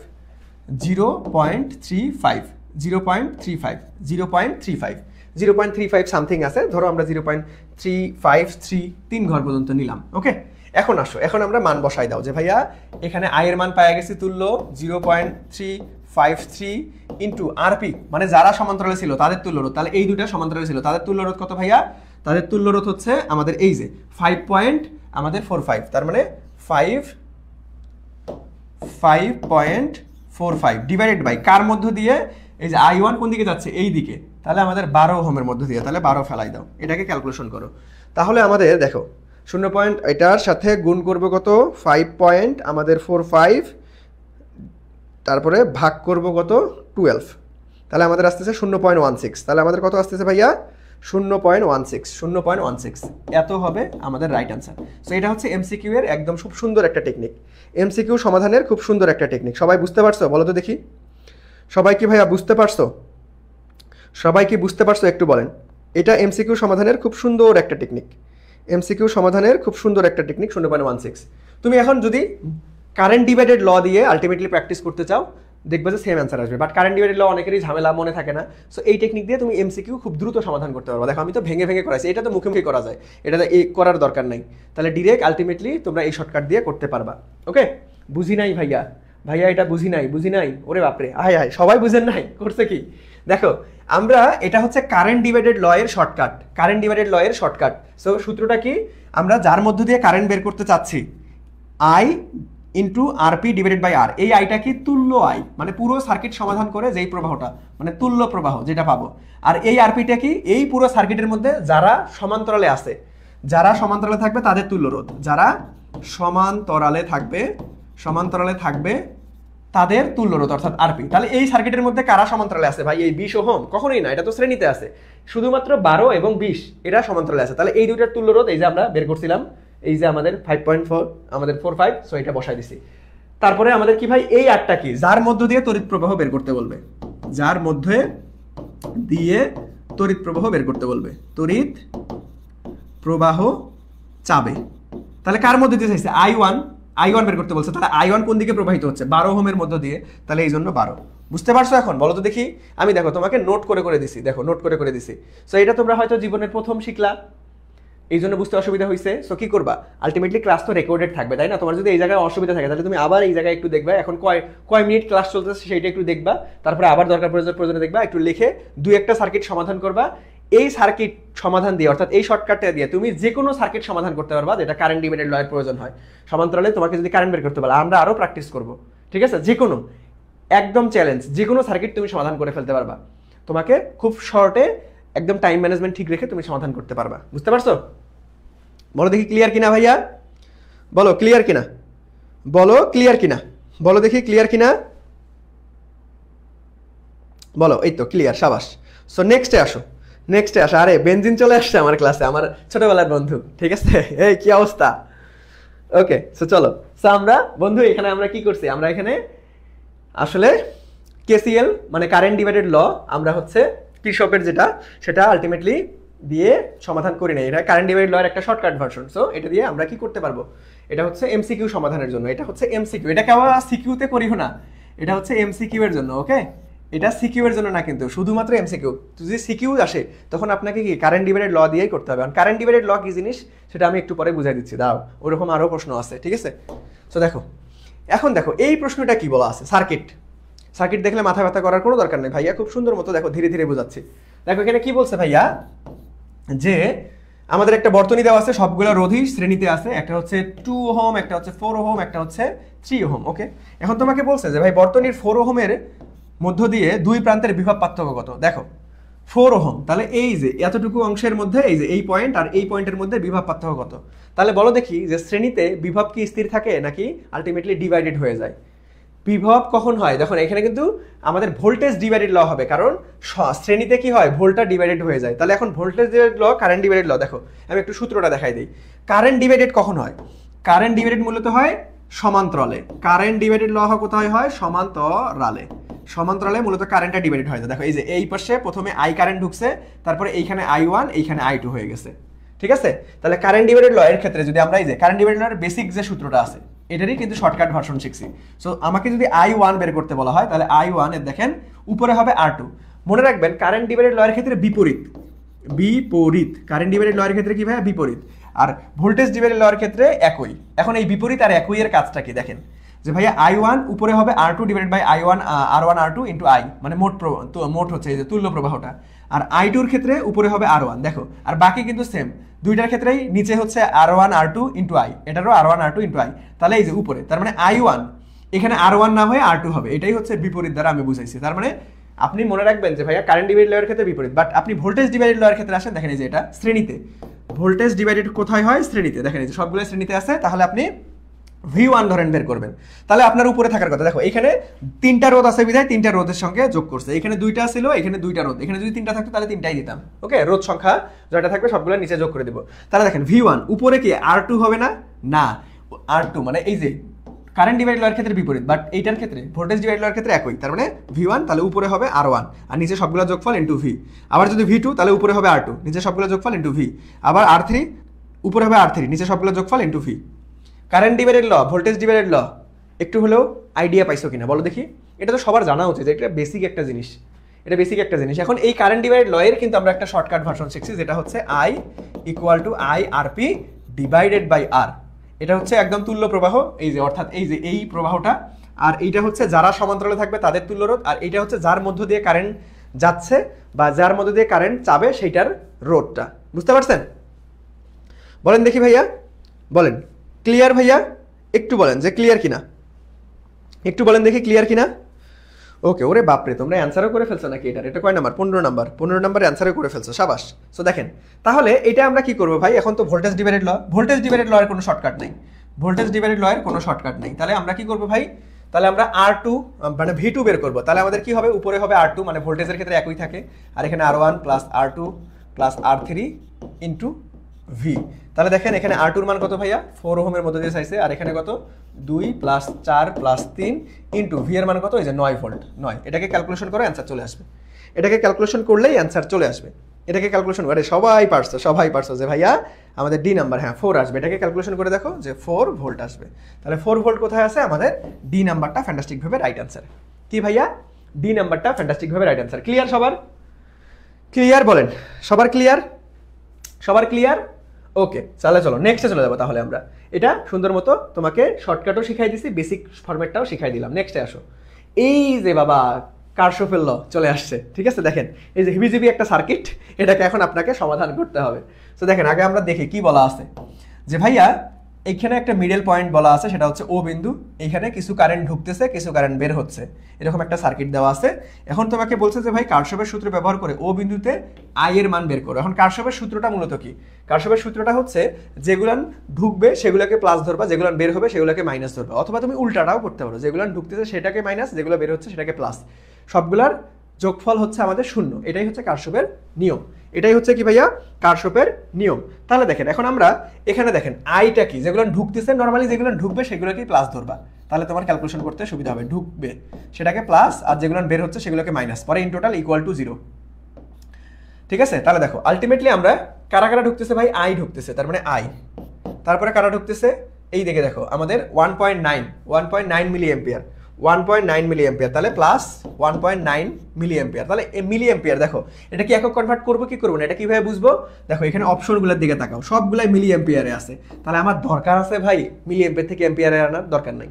তো চলেন এখন আমাদের 1.9, তাহলে এটাও ঢুকতেছে, দেখেন এই যে তীর চিহ্ন দেওয়া আছে, এটাও ঢুকতেছে, এটাও ঢুকতেছে, এই যে এটাও কিন্তু ঢুকতেছে, তার মানে প্লাস 0.5। বাট এইটা দেখেন এই যে উপরের দিকে যাচ্ছে, এটা বের হচ্ছে, তাহলে এটা কি -3 হবে আর ইকুয়াল টু 0। ইকুয়াল টু কী হবে ভাইয়া 0। তাহলে এটাকে ক্যালকুলেশন করেন, তাহলে আই এর মান বের করতে হবে, সবগুলো ক্যালকুলেশন করে দেখবেন যে এখানে কত আসতেছে 0.6 মিলি অ্যাম্পিয়ার চলে আসবে। জাস্ট অনেক সহজ, তুমি কি করবা, নিয়মটা কীরকম কি ঢুকতেছে বের হচ্ছে এই জিনিসটা খেয়াল রাখলে কিরশফের ল ঝামেলা হবে না। ওকে, বুঝতে পারছো ভাইয়া? বুঝতে পারছো? সবাই একটু বলো দেখি ক্লিয়ার কিনা, সবাই একটু বলো দেখি ক্লিয়ার কিনা ভাইয়া, সবাই একটু বলো, সবাই একটু বলো,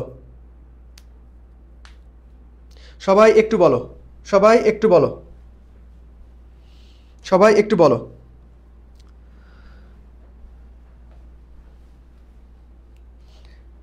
সবাই একটু বলো ক্লিয়ার? আচ্ছা, তাহলে যেন নেক্সটে চলে যাবো, ঠিক আছে? ওরে বাপরে, একজন বলছে স্যার আপনি কি আর্টসের সাবজেক্টের ক্লাস করান? ভাই এমন কোনো টিচার দেখছো যে যে ফিজিক্স পড়াচ্ছে বা ম্যাথ পড়াচ্ছে, যে কেমিস্ট্রি পড়াচ্ছে, সেই কোনো দিন ভূগোল পড়াচ্ছে? এটা হ্যাঁ পড়াইতে পারে, যখন আলটিমেটলি যখন এক মনে করা হচ্ছে যখন আমরা পড়াশোনা শেষ করে সব কিছু শেষ করে যখন বিসিএস দিয়ে অনেকেই ঢুকে, তখন দেখবা যে আলটিমেটলি সাধারণ জ্ঞান পড়াচ্ছে। কিন্তু এই যে রানিং অবস্থায় আলটিমেটলি দেখবা যে আলটিমেটলি কি সায়েন্স ব্যাকগ্রাউন্ডে থাকলে সায়েন্সের সাবজেক্টই পড়ায়, আর্টস ব্যাকগ্রাউন্ড থাকলে আর্টসের, ঠিক আছে? ফিজিক্স ক্লাস আবার একই সাথে ভূগোল পরিণতি এগুলোর ক্লাস একই সাথে কেমনি নিবে বলো তো? না না, ঠিক আছে? তো চলো, আর্টসের ক্লাস কি আমাদের জন্য, কি তোমাদের জন্য তো সায়েন্স আর্টস কমার্স, তুমি যেই বিভাগেরই শিক্ষার্থী হও না কেন ভাই, তুমি যেই বিভাগেরই শিক্ষার্থী হও না কেন, তোমাকে কি করতে হবে? তোমাকে আলটিমেটলি তোমার জন্য রুটিন দেওয়া আছে এডুকেশনে, আমাদের প্রত্যেকটা সাবজেক্টেরই ম্যারাথন ক্লাস হচ্ছে। সো তুমি একটু এডুকেশন ফেসবুক পেজটা ভালো মতো খুঁজো, দেখবে যে রুটিন দেওয়া আছে। যারা বিজ্ঞান বিভাগের ব্যতীত আসো, অর্থাৎ আর্টস কমার্স আসো, তাদের জন্য ক্লাস চলতেছে। ওকে, বাদ দাও, এখন আসো আমরা আমাদের পড়াশোনায় চলে আসি। সো দেখেন কি বলছে যে ভাই 1 বিওটি ইউনিট সমান সমান কত? 1 বিওটি ইউনিট, ঠিক আছে? সো এইটা আমাদের একদম থিওরি টাইপ একটা প্রশ্ন, একটু বলেন দেখি। আচ্ছা, বুঝতে পারছি, আমি একটু মজা করলাম রে। কে এটা? জুবাইর, আমি একটু মজা করলাম, ঠিক আছে? তোমাদের জন্য ক্লাস হচ্ছে, ঠিক আছে? তোমাদের জন্য ক্লাস হচ্ছে, তোমাদের হচ্ছে রুটিন দিয়ে দিছে। দেখো মেবি হচ্ছে কি জানি এটা, দাঁড়াও আমি একটু চেক করে তোমাকে জানাচ্ছি, নাহলে আবার মন খারাপ করবা, বলবা যে ভাই খালি মজাই করেন কিন্তু একটু নির্দেশনা দিয়ে দেন না। তোমাদের হচ্ছে আজকে কয় তারিখ? 13 না? তোমাদের হচ্ছে দেখে এই যে ভূগোল ক্লাস মূলত 13 তারিখে আছে, 13 তারিখে রাত 9টার সময়। দেখো অলরেডি আমাদের এডুকেশন পেজে পোস্ট করা আছে, ঠিক আছে? এই দেখো এই যে এই পোস্টারটা পোস্ট করা আছে, দেখবা ভূগোল ক্লাস। তোমাদের কোন স্যার এটা? স্যারের নামটা তো ভুলে গেছি। সো এই স্যার নিবে, ওকে? আচ্ছা যাই হোক, আমি তোমাকে শিডিউলটা জানাই দিলাম। এখন চলো আমরা আমাদের পড়ালেখায় চলে যাই ভাইয়া, ওকে? সো মন খারাপ করো না, দেখো আমি কিন্তু তোমাকে দিক নির্দেশনা দিয়ে দিছি, ওকে? আচ্ছা চলো, দেখো এখানে কি 1 বিওটি, একদম থিওরি টাইপ প্রশ্ন ভাইয়া, একদম কি একদম আমাদের থিওরি টাইপ প্রশ্ন। তাহলে আমরা 1 বিওটি সমান সমান কত জানি জানো? 1 বিওটি সমান সমান 1 কিলোওয়াট আওয়ার।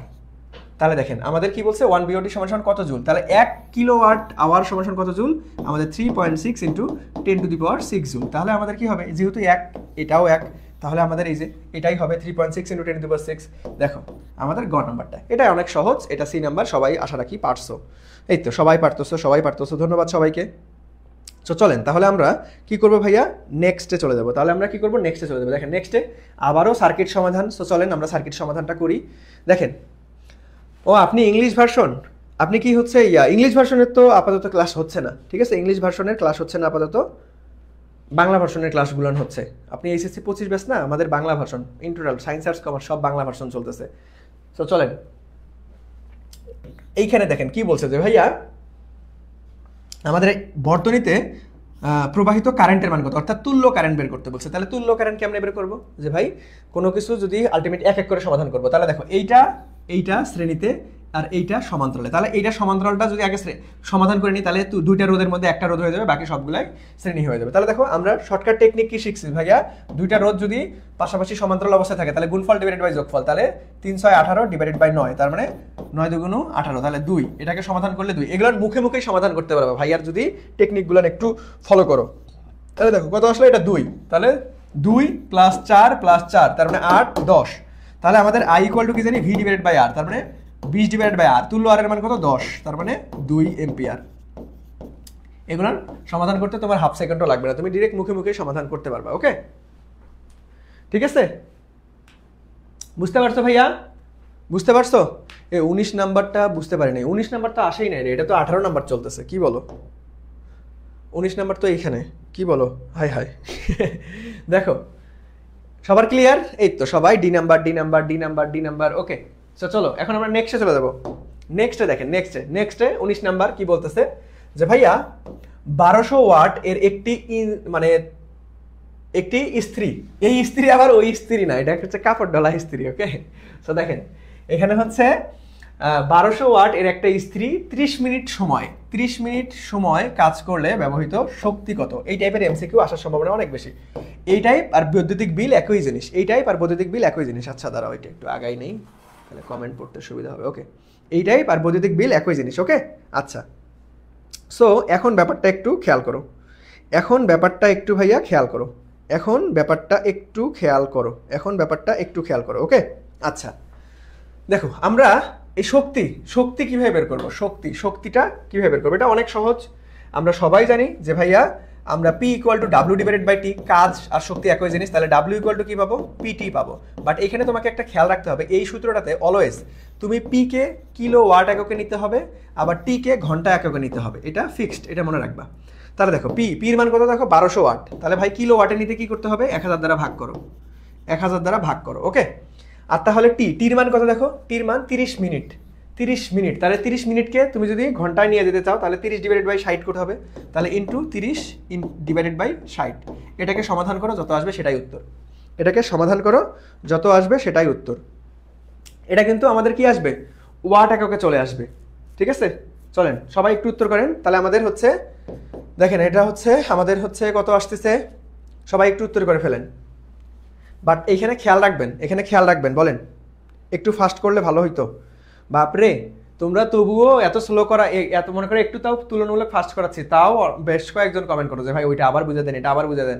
ঠিক আছে, আমি তো ক্লাসের মধ্যে গল্প করি না। ঠিক আছে, সো আলটিমেটলি এমনভাবে ক্লাসটা ব্যালেন্স করে আমাদেরকে নিতে হয় যাতে সবাই বুঝতে পারে। কারণ এখানে একটু ভালো ক্যাটাগরির স্টুডেন্ট, এখানে একটু হচ্ছে মানে কোনো আলটিমেটলি হচ্ছে পড়ছে বাট ওইভাবে বেসিক কনসেপ্ট ক্লিয়ার না, সবার জন্য যেহেতু ক্লাসটা, এই জন্য ভাইয়ার আলটিমেটলি স্পিডটা একটু ক্ষমাসুন্দর দৃষ্টিতে দেখবা। আমি পড়াইতে পারবো ভাই, অনেক স্পিডে পড়াইতে পারবো। তখন দেখবা যে ম্যাক্সিমাম কমেন্ট আসতেছে ভাই বুঝি নাই, আবার বুঝাই দেন, তখন ঘুরে উল্টে যে লাউ সেই কদু হয়ে যাবে। সো তবুও চেষ্টা করবো ইনশাল্লাহ একটু স্পিডে পড়ানোর জন্য। ওকে, সো দেখেন সবাই উত্তর বলেন দেখি কত হবে উত্তর। আচ্ছা 19 এ, ঠিক আছে, আচ্ছা 19 এ, এই তো সাবাস যে ভাইয়া 0.6, হ্যাঁ 0.6 কিলোওয়াট আওয়ার হবে। সো নেক্সটে আসেন, দেখেন এই যে হিবিজিবি সার্কিট। সো হিবিজিবি সার্কিট দেখলে মাথা নষ্ট করার দরকার নাই। দেখেন এখানে কি বলছে যে ভাইয়া বর্তনীতে এ ও বি এর মধ্যবর্তী তুল্যরোধ কোনটি? তাহলে দেখেন এই যে এ পয়েন্ট, এটা হচ্ছে বি পয়েন্ট। দেখেন এই সার্কিটের মধ্যে দুইটা সার্কিট কিন্তু একই রকম। দেখো এইখানে আরো একটা সার্কিট আছে, এই সার্কিটটা একই রকম কিন্তু একটু আলাদা। দেখো যদি আমাদের এই যে এই রকম একটা চিহ্ন দেওয়া থাকে, দেখো এইটাকে কি বলা হয়? পাস করার জন্য। এই যে আলটিমেটলি একটা তারের উপর আরেকটা তার যদি পাস হয়ে যায় তখন এই চিত্র থাকলে কোনো ঝামেলা নাই। দেখো এখানে কিন্তু এই যে ওই পাসিং চিহ্নটা আছে। ওকে, আচ্ছা তাহলে এই চিত্রটাকে আমি একটু সাজায় লিখতে পারবো। দেখো এটা কি আছে ভাই? শ্রেণীতে না। তাহলে দেখো এই চিত্রটাকে আমি এভাবে লিখতে পারবো যে ভাই এটা, আবার এটা, আবার এটা কয়টা আছে? একটা, দুইটা, তিনটা, চারটা, তার মানে এটা। সো এইটা হচ্ছে আমি ইন টোটাল একদম লিখতে পারবো। এই সার্কিটটাকে আমরা এইভাবে লিখতে পারবো। ঠিক আছে, এই সার্কিটটাকে আমরা এইভাবে লিখতে পারবো। তো দেখো এটা কি কাজ করছে যে ভাই এই জিনিসটা একটু নামাই ফেলছি, এই জিনিসটা একটু উঠাই ফেলছি, তাহলে এই সোজাই হয়ে গেল। এই জিনিসটাকে একটু উঠাইছে, এই জিনিসটাকে নামছে, তাহলে এই সোজাই হয়ে গেল, একই জিনিস। ওকে, তাহলে দেখো সবগুলো তাহলে আমাদের কি আছে ভাই? এখন তাহলে এই দুইটাকে আমরা যদি যোগ করে দিই তাহলে শ্রেণী, তাহলে আমাদের কত হবে? তাহলে দেখো এটা কত আসতেছে? 2 2 4, তার মানে 4। আবার এইটা 6 আর 6 12, একটা আসতেছে 12, আর একটা আসতেছে কত? 2 আর 4 6, আর একটা কথা আছে 4 আর 4 8। তাহলে এই সবগুলাকে কি আছে? আবার সমান্তরালে আছে। তাহলে সমান্তরালে থাকলে আমরা এখন কি করব? সবগুলাই সমান্তরাল। তাহলে সমান্তরালে থাকলে আমরা ওই যে বেসিক সূত্র, সমান্তরালে যদি থাকে তাহলে আমরা 1/, কত ভাই আসলো? একটা আছে 4 প্লাস 1/12 প্লাস 1/6 প্লাস 1/8, তার উপরে কিন্তু আবার হোল ইনভার্স 1 আছে যদি আমি একবারই আরপি বের করতে চাই। এটাকে ক্যালকুলেশন করেন, অ্যান্সার চলে আসবে। ঠিক আছে, যদি তুমি 1/RP দাও তাহলে হোল ইনভার্স দরকার নাই, বাট আমি যদি একবারই আরপি বলি তাহলে এই যে হোল ইনভার্স 1 দিতে হবে, এটা খেয়াল রাখবা। ওকে, তো সবাই একটু ক্যালকুলেট করে উত্তরটা জানাও দেখি। উত্তরটা হবে মূলত আমাদের কত? এটা 20 এর নাম্বার, 20 এর ডি হবে 1.60 হয়ে যাবে। দেখো এটা কিন্তু কুমিল্লা বোর্ড 24-এরই একটা প্রশ্ন, 1.60 ডি নাম্বারটা। ওকে, এই তো 20 এর ডি নাম্বারটা সবাই পারছো, ধন্যবাদ। আচ্ছা নেক্সটে আসো, দেখো নেক্সটে একই রকম, বাট এইখানে কিন্তু ঝামেলা আছে। দেখো এইখানে কিন্তু ওই পাসিং চিহ্নটা নাই, এখানে কিন্তু এই অ্যারোটা আছে। সো এই বর্তনীটাকে যদি আমি ভাঙ্গাই তাহলে ব্যাপারটা এরকম দাঁড়াবে। দেখো একটু সবাই খেয়াল করো, এই বর্তনীটাকে যদি ভাঙ্গাই ভাইয়া তাহলে ব্যাপারটা এরকম দাঁড়াবে। তাহলে ব্যাপারটা এরকম দাঁড়াবে, তাহলে উপরে কয়টা আছে? একটা। তাহলে এইখানে হচ্ছে একটা, তাহলে এইখানে দাঁড়াবে হচ্ছে এইরকম ব্যাপারটা যে ভাইয়া আমাদের এইখানে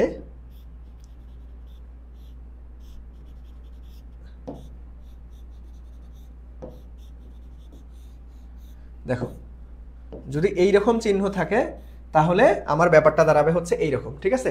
সো এই দুইটা পার্ট আলাদা, দেখো এই যে উপরের দুইটা পার্ট আলাদা, নিচের দুইটা পার্ট আলাদা। দেখো এই যে এই দুইটা পার্ট আলাদা, এই দুইটা পার্ট আলাদা। তাহলে এখন মানগুলান বসাও, তাহলে দেখো কত আছে? সবগুলাই 2। এখন সবগুলাই 2, তাহলে এটাও 2, তাহলে 2 2। দেখেন আর একটা টেকনিক শিখাই। দেখো আমরা কি বলছিলাম যে ভাইয়া যদি দুইটা পরস্পর সমান্তরালে থাকে তাহলে তুল্যরোধ একবারে গুণফল ডিভাইডেড বাই যোগফল। বাট যদি এমনটা দেখেন যে ভাই দুইটা আছে, মানে এখানেও 2 এখানেও 2, বাট এটা সমমানের রোধ না, যদি সমমানের রোধ থাকে তাহলে আরো একটা শর্টকাট আছে, সমমানের রোধ। সমমানের রোধ, সমমানের রোধ, সমমানের রোধ থাকে তাহলে আরো একটা শর্টকাট আছে। সেই শর্টকাটটা কি? সেটা হচ্ছে RP = R divided by N, R divided by N। তাহলে এখানে কয়টা? 2 মানে তাহলে আমাদের হচ্ছে রোধের মান হচ্ছে 2, আর কয়টা রোধ আছে? 2টা রোধ আছে, তাহলে 2 2 1। তাহলে এখানেও হচ্ছে 1, এখানেও হচ্ছে 1, এই 1 আর এই 1 পরবর্তীতে শ্রেণীতে হয়ে যাবে, তাহলে 2। তাহলে এখানেও 2, মাঝেও 2, এখানেও 2, তাহলে সবগুলাই আবার সমান্তরালে আছে। তাহলে কি করব? 1 divided by 2 plus 1 divided by 2 plus 1 divided by 2 whole inverse 1। এটাকে ক্যালকুলেশন করলে যা আসবে সেটাই মূলত উত্তর। বুঝছেন? বুঝছেন ভাইয়া? বলেন তো দেখি ক্লিয়ার কিনা, বলেন বুঝছেন? এটাকে ক্যালকুলেশন করবা, দেখবা যে ঘ নাম্বার চলে আসবে 2 divided by 3, 2 divided by 3, 2 divided by 3। কেউ পারছো? 21 নাম্বারটাই তো, সাবাস পারছো। 21 নাম্বারের ডি, 21 নাম্বারের ডি। ওকে, 21-এর কি হবে? ডি হবে। 21-এর কি হবে? ডি হবে। তার মানে দেখেন একটা সার্কিটকে যেমনটা দেওয়া আছে ওটাকে ভাঙাইলে কিরকম হয়, এই পজিশনটা মনে রাখতে হবে। কোনটা কি চিহ্ন? যে ভাই এরকম অ্যারো কোণের মতো চিহ্ন থাকলে, আবার জাম্প করা চিহ্ন থাকলে ব্যাপারটা কিন্তু দুইটা ক্ষেত্রে দুই রকম হয়, দুইটা ক্ষেত্রে দুই রকম হয়। বুঝতে পারছো? দুইটা ক্ষেত্রে কি হয়? দুই রকম হয়, দুইটা ক্ষেত্রে দুই রকম হয়। বুঝতে পারছেন? চলেন নেক্সটে আসি। দেখেন নেক্সটে এই যে আবারও সার্কিট। সো দেখেন কি বলছে ভাইয়া, যে এই পুরো সার্কিট অর্থাৎ এম আর এন বিন্দুতে তুল্যরোধ কত? এই যে এম বিন্দু এখানে, এন বিন্দুতে এলে, তার মানে পুরো সার্কিটই সমাধান করতে হবে। তাহলে দেখো এক এক করে করো। এই যে আমরা শর্টকাট, এটা মুখে মুখেই করা যাবে। তাহলে দেখো 10 আর 10 কি আছে? সমান্তরাল পজিশন আছে। তাহলে আমাদের 10/2 R/N সূত্র ফেলাই দিলাম। তাহলে কত আসলো? 5। তাহলে এইখানে 5, এইখানে 5, তাহলে ইন টোটাল 10। আবার এই 10 আর এই 10, তার মানে কত হবে? R/2, তার মানে 10 ডিভাইডেড বাই 2, তার মানে 5। তাহলে এই 5 আবার এই 5, তাহলে কত হচ্ছে? 5 5 10। তাহলে তুল্য রোধ কত হবে? 10। তুল্য রোধ কত? 10। দেখো মুখে মুখেই সমাধান। জাস্ট দেখবা, ভাইয়ার টেকনিক অ্যাপ্লাই করবা, অ্যান্সার চলে আসবে। জাস্ট দেখবা, ভাইয়ার টেকনিক অ্যাপ্লাই করবা, অ্যান্সার চলে আসবে। ওকে, বুঝতে পারছেন? বুঝতে পারছেন ভাইয়া? বলেন তো দেখি, বুঝতে পারছেন? বলো, বুঝতে পারছেন? বলো দেখি ক্লিয়ার কিনা ভাইয়া, বলো। তাহলে চলো, এই তো সবাস C number, C number, C number, এগুলোর মুখে মুখে সমাধান করা যায়। নেক্সটে আসেন, দেখেন কি বলছে যে ভাইয়া নিচের বর্তনীতে এ ও বি প্রান্তের মধ্যবিন্দুতে তুল্যরোধ। দেখো এ আর বি, এই যে এ আর বি, দেখো এই সার্কিটটা একটু সমাধান করতে সময় লাগবে। দেখো আমি প্রসেসটা বলে দিই। সবার আগে চেক করবা যখন মিশ্র সার্কিট থাকবে, অর্থাৎ আলটিমেটলি শ্রেণী সমান্তরাল একসাথে মিক্স আপ আকারে থাকবে, এটাকে মিশ্র সার্কিট বলা হয়। মিশ্র বর্তনী, বর্তনী তিন ধরনের, একটা হচ্ছে শ্রেণী, একটা সমান্তরাল, একটা মিশ্র। এটা হচ্ছে মিশ্র সার্কিট। ওকে, আচ্ছা, মিশ্র সার্কিটের বেলায় আপনি খুঁজে বের করবেন আগে কারা কারা শ্রেণীতে আছে। শ্রেণী ধরে ধরে সমাধান করতে করতে উপরের দিকে আসবেন। তাহলে শ্রেণী দেখেন, এই যে এই দুইটা শ্রেণীতে আছে, তাহলে এই দুটাকে সমাধান করেন, 1 আর 1 2। তাহলে এইটার সাথে আবার এইটা তখন কি হয়ে যাবে? সমান্তরালে থাকবে। এই দুটো সমান্তরালে সমাধান করার পরে আলটিমেটলি এই তিনটা আবার কি হয়ে যাবে? শ্রেণীতে হয়ে যাবে। সো এক এক করে সমাধান করতেই থাকতে হবে। এটা কি করে দিতে হবে রে? দেখেন আমি প্রসেসটা জাস্ট খালি বলে দিলাম, এটা একটু বড়। এই টাইপের ক্যালকুলেশনগুলো একটু সবার লাস্টে করার ট্রাই করবা। ওকে, সবার লাস্টে করার ট্রাই করবা। এই 18 নম্বর নিয়ে কি ঝামেলা লাগছে? 18 নম্বর নিয়ে কি ঝামেলা লাগছে? দেখো আমরা এটা সমাধান করি, তারপর 18 নম্বরটা একটু ব্রিফ করে দিব, প্যারা নেই। বলেন এটা কি সমাধান করে দিতে হবে? এটা একদম ছোট বাচ্চার ম্যাথ, এটা তোমরা একদম 10 থেকেই পড়ে আসতেছো, এটা একদম সহজ। বাট জাস্ট খালি নিয়মটা কি, আগে শ্রেণী খুঁজে বের করবা, তারপরে এক এক করে ধরে ধরে সমাধান করতেই থাকবা, সমাধান করতেই থাকবা। বুঝা গেছে? এই তো তোমরা পারতেছো যে ভাইয়া 23-এর কত হবে? 23 নাম্বারটা হচ্ছে আমাদের এ, হ্যাঁ 3 ওহম। এটা অনেক সহজ, জাস্ট প্রসেসটা বলে দিলাম, তোমরা একটু ট্রাই করবা। আচ্ছা, কি কয় নাম্বার বলছিলে? 18? কয় নাম্বার বলছিলা ভাইয়া? 18 না কত? 18তে কি হয়েছে? 18 নাম্বার না রে? কে জানি কমেন্ট করছিলা, আমি কমেন্টটা তো উপরে চলে গেল, দেখতেই পারতেছি না। আচ্ছা আবার কমেন্ট করো একটু, কোনটা জানি বলছো? কোনটা জানি বললা, ভুলেই তো গেলাম। আচ্ছা, আবার যার একটু সমস্যা হয় নাম্বারটা একটু আবার কমেন্ট করেন, তাহলে আমি দেখাই দিচ্ছি। দেখেন আমরা এখানে আসি, আপাতত এটা সমাধান করি। দেখো কি বলছে, দেখো এই যে এরকম একটা সার্কিট দেওয়া আছে, দেখো এই যে, দেখো আমি এটা একটু মজার ছলে তোমাদেরকে শিখাই, তোমরা কেউ মাইন্ড করো না। সেটা কি, দেখো আমরা নর্মালি কি দেখি যে ভাই এখনকার যুগের পোলাপাইন তো ধরো রিলেশন করে। সো রিলেশন করার সময় কি হয়, ধরো একটা বয়ফ্রেন্ড গার্লফ্রেন্ড আর একটা হচ্ছে বেস্ট ফ্রেন্ড। সো বয়ফ্রেন্ড গার্লফ্রেন্ডের মধ্যে বেস্ট ফ্রেন্ড চলে আসলে কিন্তু ঝামেলাটা লাগে, ঠিক আছে? সো দেখেন আমাদের ধরেন এই দুইটা আগে কি ছিল, শ্রেণীতে ছিল, বাট এইখানে দেখেন আমি কোনো রোধ যুক্ত করি নাই, বাট ছাগলের 3 নাম্বার বাচ্চা যুক্ত করে দিছি। তার মানে এই দুইটা হচ্ছে বয়ফ্রেন্ড গার্লফ্রেন্ড আর এইটা ঢুকছে হচ্ছে মাঝে বেস্ট ফ্রেন্ড, তাহলে অবশ্যই এদের মধ্যে ঝগড়া লাগবেই। এইরকম হচ্ছে রোধের ক্ষেত্রে, ঠিক আছে? এইরকম হচ্ছে কি ভাইয়া রোধের ক্ষেত্রে। আচ্ছা 18 দেখাই দিব না, সমস্যা নেই। এইরকম ব্যাপারটা হচ্ছে রোধের ক্ষেত্রেও। তোমার শ্রেণীর মধ্যে যদি হুট করে কেউ ঢুকে যায়, তাহলে রোধ থাকুক আর না থাকুক সেটা সমান্তরাল হয়ে যাবে। দেখো এরা কিন্তু সবাই শ্রেণীতে ছিল, বাট এই যে এখানে দেখো কোনো রোধ নাই, কোনো রোধ নাই। আমি কি বলছি ভাই, কেউ থাকুক আর না থাকুক, যদি ছাগলের 3 নাম্বার বাচ্চা বয়ফ্রেন্ড গার্লফ্রেন্ডের মধ্যে মনে করো বেস্ট ফ্রেন্ড ঢুকে যায়, তাহলে কি হবে, তাহলে আলটিমেটলি তোমার সমান্তরাল হয়ে যাবে। তাহলে এই তিনটার মধ্যেই দেখো বেস্ট ফ্রেন্ড ঢুকে গেছে, তাহলে সবাই সমান্তরাল। তাহলে সবাই সমান্তরাল হলে কি, সমান মানের রোধ যদি সবাই সমান্তরাল হয়, এটা সমাধানই করা লাগবে না, জাস্ট খালি এই যে এটা সার্কিটটা কেমন হবে সেটাই বের করতে বলছে। তো আমাদের খ নাম্বারটা রাইট অ্যান্সার, সবাই সমান্তরাল। ওকে, সবাই সমান্তরাল, ঠিক আছে? আচ্ছা ক্লাসটা কখন শেষ হবে, কখন শেষ হবে এটা তো জানি না রে। আমরা চলতরিতের প্রায় শেষ পর্যায়ে আসি, এরপরে আবার স্থিরতরিত আছে, স্থিরতরিতেও শেষ করবো। ওকে, সময় লাগবে। আচ্ছা চলেন তাহলে দেখেন এখানে আমরা 18 নাম্বারটা একটু যাই। 18 নাম্বারটা কি হয়েছে দেখি। 18 নাম্বার হয়ে গেল। 18 নাম্বার তো অনেক সহজ রে ভাই, এটা না বোঝার কি আছে। দেখো দেখেন এটা তুল্য রোধ, মানে কারেন্ট বের করতে বলছে। তাহলে I = V / R, ভির মান তো প্রশ্নে দেওয়া আছে 20। এই আরটা কি, এটা হচ্ছে তুল্য আর, মানে পুরো সার্কিটটাকে সমাধান করতে হবে। তাহলে এই দুইটা কি আছে ভাই, শ্রেণীতে আছে, সমান্তরালে আছে। তাহলে সমান্তরালের বেলায় আমরা কি করব, শর্টকাট অ্যাপ্লাই করব যে ভাই গুণফল / যোগফল। দেখেন কোনো কিছু দেখেন আমরা 1/RP = 1/R1 প্লাস 1/R2, এই সূত্র করতে আপনার সময় লাগবে না, লসাগু গসাগু করতে হয়, হ্যান্ডম্যান দেন, অনেক সময় নষ্ট হয়। এটার একটা শর্টকাট ভার্সন আছে, যদি দুইটা থাকে তাহলে আপনি আরপি = ওই দুইটা গুণফল রোধের গুণফল / যোগফল করে দেবেন, গুণফল / যোগফল, একই উত্তর আসবে। বাট এখানে একটা শর্ত আছে তোমার, এটা শুধুমাত্র দুইটা রোধের ক্ষেত্রে প্রযোজ্য, দুইটা রোধ, তিনটা থাকলে হবে না, শুধুমাত্র দুইটা। তাহলে দেখো এই যে গুণফল / যোগফল, তার মানে 3 × 6 = 18, / যোগফল করলে কত, 6 × 3 = 9, তাহলে এটাকে ভাগ করলে 2 আসতেছে। আপনি এই নিয়ম দিয়ে সমাধান করেন, দেখবেন যে এখানে ওই 2 ওহম এটাই আসবে। বুঝতে পারছেন? চলেন তাহলে আমরা আমাদের ক্লাসে কই ছিল, চলেন এই যে এখানে ছিল, এটা পারছি, এই যে হুইটস্টোন ব্রিজ, এই যে মারাত্মক গুরুত্বপূর্ণ ভাইয়া এটা। এই প্রশ্নটা আপনার যে কোনো একটা বোর্ডে হুবহুব ইনশাআল্লাহ চলে আসবে।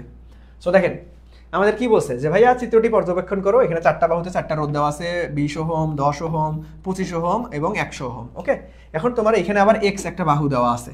এখন বৃষ্টি সাম্য অবস্থায় থাকলে আমার এক্সে কত মান রোধ দিতে হবে সেটাই। তাহলে বৃষ্টি যদি সাম্য অবস্থায় থাকে, সবাই আমরা জানি যে ভাইয়া P/Q R/S, এই এসটা বের করবো আমরা, তাই না? সো চলেন মান বসাই দেন। এখানে আমরা কি করবো, জাস্ট খালি মান বসাই দিব, তাই না? তাহলে ভাইয়া কত আছে, 10 / আমাদের কত ভাইয়া 20, আর ইকুয়ালস টু কত ভাইয়া 25 / আমাদের এস, ধরো এস বের করব। ওকে, এটাকে ক্যালকুলেশন করো, ক্যালকুলেশন করলে এস এর মান চলে আসবে 50 ওহম। এখন আমরা এক্সে কত মানের রোধ লাগাবো, এটার জন্য কি করব, দেখো আমাদের এক্সে আছে কত 100, আর আমাদের এখানে আসছে কত 50, তাহলে রোধ কি বাড়াইতে হবে না, রোধ কি বাড়াইতে হবে না ভাইয়া? যদি রোধ বাড়াইতে হয় তাহলে আমরা আলটিমেটলি কি করব, আমরা ওটা ওই দেখো যেই মানটা দেওয়া থাকবে ওই মানের থেকে যদি কম উত্তর আসে তখন আমরা সমান্তরালে লাগাইতে হয়। বাট এখানে তোমার দেওয়া নাই যে ভাই সমান্তরালে না শ্রেণীতে, এইভাবেও ডিফাইন করা থাকতে পারে যে ভাই এত মানের রোধ শ্রেণীতে নাকি সমান্তরালে, কোনটা। দেখো যেটা মান দেওয়া থাকবে সেটার থেকে যদি কম আসে তাহলে আমরা লাগাইতে হয় সমান্তরালে, তাহলে এখানে সমান্তরালে লাগাইতে হবে। তাহলে সমান্তরালে লাগাবো কতটুকু সেটা আমরা কিভাবে বের করবো, যে ভাই 1/S' = 1/X প্লাস 1/ আমাদের এস। তাহলে দেখো এখানে মান বসাই দাও ভাইয়া। তাহলে 1/S' এর মান কত, এই যে যেটা বের করলাম এটাই মূলত S'। তাহলে আমাদের কত আছে ভাই 50 = 1/X, যার মান বের করব, আর এ 1 প্লাস 1/S, এস এর মান কত ছিল আমাদের 100। এইখান থেকে ক্যালকুলেট করে এক্স এর মান আনলেই আমাদের অ্যান্সার শেষ। ওকে, দেখবা যে এখান থেকে ক্যালকুলেট করো, এখান থেকে ক্যালকুলেট করলে 100 চলে আসবে। ওকে, সিম্পল, জাস্ট সিম্পল লসাগু গসাগু করে অ্যান্সার চলে আসবে। ওকে, বুঝতে পারছেন ভাইয়া? বুঝতে পারছেন? এটা এই প্রশ্নটা কিন্তু মাস্ট ইম্পর্টেন্ট একটা প্রশ্ন, ইনশাল্লাহ যে কোনো একটা বোর্ডে তুমি মাস্ট দেখতে পারবা। অথবা এই কনসেপ্ট থেকে তোমার সিকিউতেও আসতে পারে, সিকিউতে মূলত গ নাম্বারে এই প্রশ্নটাই আসতে পারে, এই প্রশ্নটাই সিকিউতে গ নাম্বারে আসতে পারে। ওকে, আচ্ছা চলো তাহলে নেক্সটে চলে যাবো ভাইয়া, নেক্সটে চলে যাবো। নেক্সটে দেখেন, নেক্সটে কি বলছে যে ভাইয়া একটা মিটার ব্রিজের বাম ও ডান ফাঁকে যথাক্রমে 20 এবং 30 ওহম রোধযুক্ত রয়েছে। এখন বাম প্রান্ত হতে কত মিটার দূরে সাম্যবিন্দু পাওয়া যাবে, কত মিটার দূরে সাম্যবিন্দু পাওয়া যাবে। ওকে, কত মিটার দূরে সাম্যবিন্দু পাওয়া যাবে। তাহলে দেখেন আমরা এটা মূলত মিটার ব্রিজ থেকে আসছে। সো মিটার ব্রিজের সূত্রটা কি ভাইয়া, মিটার ব্রিজের সূত্রটা কি, মিটার ব্রিজের সূত্রটা কি ভাইয়া, সেটা হচ্ছে P divided by Q equals to হবে L ডিভাইডেড বাই 100L। ঠিক আছে, এই পিটা কি, এটা হচ্ছে বাম ফাঁকের রোধ, এই কিউটা কি, এটা হচ্ছে ডান ফাঁকের রোধ, আমাদের ডান ফাঁকের রোধ, আর এই এলটা কি, নিষ্পন্দ বিন্দু হতে দূরত্ব। ঠিক আছে, আচ্ছা তাহলে দেখো আমরা এই যে বাম ফাঁক এই ডান ফাঁক, তাহলে এটা হচ্ছে পি বিন্দু 20 আর হচ্ছে ডান মানে কিউ 30 দেওয়া আছে, তাহলে মান বসাই দাও। ওকে, তাহলে 20 ডিভাইডেড বাই 30 আর এল এর মান বের করতে বসে, তাহলে equals to L divided by 100 minus L. তাহলে এখানে 0 0 কেটে দাও, তাহলে 200 minus 2L equal to 3L, তাহলে 5L ইকুয়াল টু 200, তাহলে L ইকুয়াল টু কত, 4 5 20, তার মানে 40। এখানে একটা নোট মনে রাখবা, এখানে একটা নোট মনে রাখবা, এল এর মান এখানে মিটার না, এল এর মান অলওয়েজ সেন্টিমিটার এককে আসবে। সো এটা যেটা পাবো সেটা সেন্টিমিটার, মিটার না সেন্টিমিটার, তার মানে 40 সেন্টিমিটার খ নাম্বারটা। ওকে, 40 সেন্টিমিটার খ নাম্বারটা। ওকে, বুঝতে পারছেন, বুঝতে পারছেন ভাইয়া, বলেন ক্লিয়ার কিনা, বুঝতে পারছেন ক্লিয়ার কিনা বলেন। অনলাইনে ভাই খাওয়া দাওয়ার ব্রেক লাগে, খাইতে খাইতে ক্লাস করো। ঠিক আছে, খাইতে খাইতে ক্লাস করে ফেলো, খাইতে খাইতে ক্লাস করে ফেলো, খাওয়া দাওয়ার ব্রেক। আমরা একটু পরে ব্রেক দিব একটা ছোটোখাটো, প্যারা নেই, আমরা একদম শেষ পর্যায়ে আসছি, চলতরিত প্রায় শেষ, চলতরিত প্রায় শেষ। আর স্থিরতরিতে আলটিমেটলি আহামরি কনসেপ্ট নাই, কারণ স্থিরতরিতে পুরো সার্কিট সমাধান হচ্ছে রোধের বিপরীত, একই জিনিস রোধের বিপরীত। সো এখানে বেশি সময় লাগবে না। ওকে, সেখানে ধারক রোধের বিপরীত। ওকে, নেক্সটে আসো, দেখো এনে কি বলছে যে ভাই 100 ওহম রোধের গ্যালভানোমিটার 10 মিলি অ্যাম্পিয়ার তড়িৎ প্রবাহ নিরাপদে গ্রহণ করতে পারে। 10 অ্যাম্পিয়ার প্রবাহ মাপার জন্য কত মানের শান্ট যুক্ত করতে হবে, অর্থাৎ আমাদের শান্ট রিলেটেড চলে আসছে। ওকে, আচ্ছা তাহলে দেখো আমরা সবাই জানি কি ভাইয়া, সবাই একটা সূত্র জানি না যে ভাইয়া আমাদের গ্যালভানোমিটারের মধ্যে যে তড়িৎ প্রবাহ IG equal to S divided by G plus S into অবস্থায় আইএস, তাই না? তাহলে দেখেন এখানে আমাদের কি শান্ট বের করতে বলছে, শান্ট তার মানে এস এর মান বের করতে বলছে, এই এস এর মান। ওকে, তাহলে আমাদের দেখো কি বলছে যে ভাইয়া গ্যালভানোমিটারের মধ্য দিয়ে অর্থাৎ আইজির মান কত 10 মিলি অ্যাম্পিয়ার, আর হচ্ছে তাহলে এইখান থেকে আমরা দেখো এখান থেকে দেখেন আমরা আইজি ডিভাইডেড বাই আমরা কি করতে পারবো আই এস বা I S divided by G plus S. তাহলে এই অনুপাতটার মান কত বসানো যায় দেখো তো দেখি, আমাদের আইজির মান 10 মিলি অ্যাম্পিয়ার, তাহলে আমরা 10 ইন্টু 10 ইনভার্স মিলি যেহেতু তার মানে 3 ডিভাইডেড বাই এটা কত, এটা হচ্ছে 10 অ্যাম্পিয়ার, তাহলে 10 equal to S divided by আমাদের গ্যালভানোমিটারের রোধ কত, জি এর মান 100 প্লাস এস, এখানে জাস্ট খালি ক্যালকুলেশন করলেই আমাদের এস এর মান চলে আসবে। ওকে, সিম্পল জিনিস, যার সূত্র মুখস্থ রাখতে হবে। দেখেন সূত্রটা কিভাবে মনে রাখবেন, যখন আইজি থাকবে তখন বিপরীত এস উপরে হবে, বাট আমি যদি বলি যে ভাই আই এস শান্টের মধ্যে দিয়ে কারেন্ট বের করো, তখন হবে আমাদের G divided by G plus S into অবস্থায় আই হবে। ওকে, সো দেখেন এটা মনে রাখবা, শান্ট এখানে আসলে এখানে হবে গ্যালভানোমিটার, আবার এখানে যদি গ্যালভানোমিটার আসে তাহলে এখানে হবে শান্ট। এইভাবে সূত্রটা একটু কষ্ট করে মনে রাখবা। ওকে, বুঝতে পারছেন ভাইয়া, বুঝতে পারছেন? তাহলে চলো এটা ক্যালকুলেশন করবা, ক্যালকুলেশন করে দেখবা যে 0.1 চলে আসবে, 0.1 ছাড় সিম্পল। এই ক্যালকুলেশনটা তো করার আলটিমেটলি আর গুণ করে দিলেই এস এর মানটা চলে আসবে। ওকে, বুঝতে পারছেন ভাইয়া? নেক্সটে আসো, এই যে স্থির তরিতে চলে যাব। স্থির তরিতে এই ব্রেক লাগবে নাকি টানা শেষ করে দেব? বেশি সময় লাগবে না কিন্তু, আর কয়তো আর এইখানে বেশি সময় লাগবে না, আমরা প্রায় অর্ধেকের বেশি শেষ করে ফেলছি। সো স্থির তরিতে আছে, আপনাদের কি ব্রেক লাগবে নাকি টানা শেষ করে দেবো বলো তো দেখি? টানা শেষ করে দিই, আর বেশি সময় লাগবে না, সর্বোচ্চ 40 মিনিটের মতো লাগবে। ঠিক আছে, সর্বোচ্চ 40 মিনিটের মতো লাগবে, একটু কষ্ট করো ভাই, একটু কষ্ট করো। ঠিক আছে, আমরা এমনও হয় যে তোমাদের একদম টানা মনে করো 5 ঘন্টা 6 ঘন্টা করে ক্লাস নেই, ম্যারাথন ক্লাসগুলো তোমাদের তো সুবিধার্থে আমি কয়েকটা স্লটে ভাগ করে নিছি। সো আমরা মাঝে মাঝে এমন হয় যে টানা 3-4 ঘন্টা একসাথে ক্লাস নিয়ে তারপরে একটা ব্রেক দিই ছোটোখাটো। ঠিক আছে, সো এটাতে ঝামেলা হবে না। সো একটু কষ্ট করে ভাই থাকো, একটু কষ্ট করে থাকো। ওকে, আচ্ছা তাহলে চলো এখন স্থির তড়িৎ, স্থির তড়িতের সিকিউ সাজেশনটা একটু নেন। আপনাদের তো প্র্যাকটিস করতে হবে ভাই, চলতড়িৎ স্থির তড়িৎ বড় বড় অধ্যায়। সো সেখানে এই যে সাজেশন শিটগুলো প্র্যাকটিস করবেন না, সো যত সময় নষ্ট করবেন তত আপনি রিভিশনে পিছায় যাবেন। ওকে, সো আলটিমেটলি একটু কষ্ট করেন ভাইয়া, নিজের পড়াশোনাগুলো একটু গুছাই নেন। 2টা দিন একটু কষ্ট করে যদি পরীক্ষাটা একটু ভালো হয়, সেটা তোমারই লাভ, আমার লাভ না। ঠিক আছে, আমার টানা ক্লাস নিতে তোমাদের থেকে আমার বেশি কষ্ট হয়, কারণ আমাকে দাঁড়ায় থাকতে হয়, বক করতে হয়, তোমরা তো বসে জাস্ট ক্লাস করো। ওকে, সো দেখেন এখানে কি বলছে যে ভাই স্থির তড়িতের ব্যাপারটা, স্থির তড়িতের সিকিউ সাজেশনটা একটু দিয়ে নেই। স্থির তড়িতের এই যে ধারক ও ধারকত্ব, বিশেষ করে সঞ্চিত শক্তি, এটা দেখবা। ধারকের সমবায়, রোধের সমবায়ের উল্টা ভার্সনটাই মূলত ধারকের সমবায়। সমান্তরাল ও গোলীয় পাতধারক, এটা দেখবা। কুলম্বের সূত্র, তড়িৎ প্রাবল্য বিভব, এটা দেখবা। এবং লাস্ট ওয়ান তড়িৎ দ্বিমেরু দেখবা। সো এইটার জন্য ভাইয়া সাজেশন শিট রেডি করছি না? হ্যাঁ, সাজেশন শিট রেডি করছি। দেখেন এই স্থির তড়িতের সাজেশন শিট, ঠিক আছে। দেখেন একটা উদ্দীপকের আন্ডারে কয়টা প্রশ্ন দেওয়া আছে? প্রায় আমাদের 9টা প্রশ্ন দেওয়া আছে। সো এই ধরনের চার্জ রিলেটেড, বিভব রিলেটেড বা হচ্ছে আমাদের প্রাবল্য রিলেটেড যত ধরনের প্রশ্ন আছে এখানে চলে আসছে। সো আপনি এই যে উত্তর সহ দেওয়া আছে, সুন্দরভাবে প্র্যাকটিস করতেই থাকবেন, সুন্দরভাবে প্র্যাকটিস। এই ধরনের প্রশ্ন কিন্তু খুবই আসে, যে আমাদের মনে করো লব্ধি বিন্দুতে আমাদের হচ্ছে বল বের করতে। সো আলটিমেটলি এইটা খুবই গুরুত্বপূর্ণ। সো এরকম করে প্রত্যেকটা কনসেপ্ট খুব সুন্দরভাবে তোমাকে আলোচনা করে দেওয়া আছে। ওকে, সো পিডিএফটা পাইতে আমাকে কি করতে হবে ভাইয়া? ক্লাসটা শেয়ার করে আইএডুকেশন ফেসবুক পেজে, অর্থাৎ আইএডুকেশন সায়েন্সে নক করবা। ক্লাস শেষেই তোমাকে পিডিএফ দিয়ে দেওয়া হবে, ক্লাসের পিডিএফ, সাজেশন শিট সব কিছুই দিয়ে দেওয়া হবে। ওকে, আচ্ছা চলেন তাহলে ঠিক আছে, চলেন তাহলে আমরা নেক্সটে চলে যাই। দেখেন প্রশ্নটা কি বলছে যে ভাইয়া চার্জের কোয়ান্টাম অনুসারে একটি চার্জিত বস্তুতে চার্জের পরিমাণ কোনটা হতে পারে না সেটা দেখো। আমরা কিউ ডিভাইডেড বাই আমাদের হচ্ছে এটা নর্মালি আমরা কি দিয়ে ভাগ করবো জানো?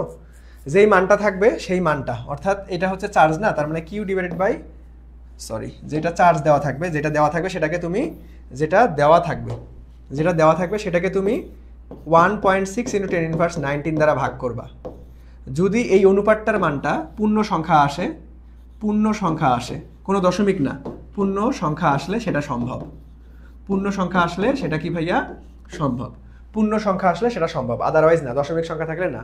তাহলে দেখেন অনেকেই মনে করবেন যে ভাইয়া এই যে প্রথম দেখায় 2 নাম্বারটা ভাই পূর্ণ সংখ্যা আছে, এইটা না ভাই, ক্যালকুলেশন করার পরে পূর্ণ সংখ্যা আসতে হবে। তাহলে দেখেন আলটিমেটলি এগুলো তো সবগুলাই পূর্ণ সংখ্যা আসবে, কারণ এগুলো সবগুলো দেখো 16 × 32, আবার হচ্ছে আলটিমেটলি সবগুলাই 48, এগুলো সবগুলাই 16-র গুণিতক। তার মানে এইটা চার্জ কখনোই সম্ভব না, কারণ এখানে আপনি কি পাবেন? দশমিক মান পাবেন। তাহলে খ নাম্বারটা কোনটা সম্ভব না চাইছে, তাহলে আমাদের খ নাম্বারটাই হবে। ওকে, বুঝতে পারছো ভাইয়া? ক্লিয়ার? বলেন তো দেখি ক্লিয়ার কিনা, বলেন দেখি ক্লিয়ার কিনা। সবাই একটু দ্রুত বলেন, ক্লিয়ার কিনা। সো চলেন আমরা নেক্সটে যাবো। ব্রেক হবে না, আমি আজকের জন্য দুঃখিত, ব্রেক হবে না। আমরা বেশিক্ষণ নাই আর ভাই, আর মাত্র 30 থেকে 35 মিনিটের মতো লাগবে। একটু কষ্ট করেন। ওকে, আজকে কোনো ব্রেক হবে না। দেখো তড়িৎ প্রবেশ্যতার এসআই একক হলো কোনটা? তড়িৎ প্রবেশ্যতা ভাই, এটার মনে রাখার একটা টেকনিক আছে ভাই। আপনি হচ্ছে তড়িৎ প্রবাহতার এসআই একক, দেখুন আমরা হচ্ছে কুলম্বের আলটিমেটলি এককটার উল্টা ভার্সনটাই হচ্ছে তড়িৎ প্রবেশ্যতা। কুলম্বের এককটার উল্টা ভার্সনই তড়িৎ প্রবেশ্যতা। ওকে, সো আমরা কি জানি যে ভাইয়া F = 1/4πε0 Q1 Q2 /r²। এখানে মূলত এই যে ε0 এর মূলত তড়িৎ প্রবেশ্যতার চাইছে। পুরা এই জিনিসটার একক মনে করো এই যে সি, মানে কুলম ধ্রুবকের যে একক, যেটা হচ্ছে 1/4πε0, এটার যে একক এবং এটার একক একে অপরের উল্টা। সবাই একটু অ্যান্সার করো দেখি, এরা কিন্তু একে অপরের উল্টা। সবাই একটু উত্তর করো। এরা হচ্ছে কি ভাইয়া? একে অপরের উল্টা। সো আমাদের এই কুলম ধ্রুবকের একক কি জানি আমরা? আলটিমেটলি হচ্ছে, চেষ্টা করো এটা এখান থেকে জাস্ট খালি ক্যালকুলেশন করলেই হয়ে যাবে। সো এখান থেকে দেখেন আমরা যদি আনি, তাহলে এফ ধরেন আমরা এখানে এই যে কে নিলাম, অথবা সিউ নিতে পারো, তাহলে Q1 Q2 /r²। এখন যদি আমরা কে এর মানটা আনি, কুলম ধ্রুবকের এককটা আগে আনো, তাহলে F d² Q1 Q2, তাহলে কত আসতেছে? Newton metre square. আর এখানে দুইটা যেহেতু চার্জ, তার মানে কুলম ইনভার্স 2।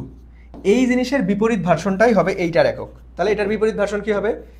আমাদের হচ্ছে newton inverse 1 metre square coulomb square. ঠিক আছে, আমাদের coulomb square newton inverse 1 metre inverse 2, এটা হবে অ্যান্সার। তাহলে coulomb square newton inverse 1 metre inverse 2, newton inverse 1 metre inverse 2 কোথায়, এই দেখো একটা অপরটার উল্টা, একটা অপরটার উল্টা, ঠিক আছে, একটা অপরটার উল্টা, এই জিনিসটা মনে রাখবা, একটা অপরটার উল্টা। তাহলে আমাদের কি ভাই, newton metre square coulomb inverse 2, newton metre square আমাদের হচ্ছে কুলম্ব ইনভার্স 2, কি হবে, কি হবে ঘ নাম্বার, এই তড়িৎ প্রবেশ্যতা, দাঁড়াও, তড়িৎ প্রবেশ্যতা,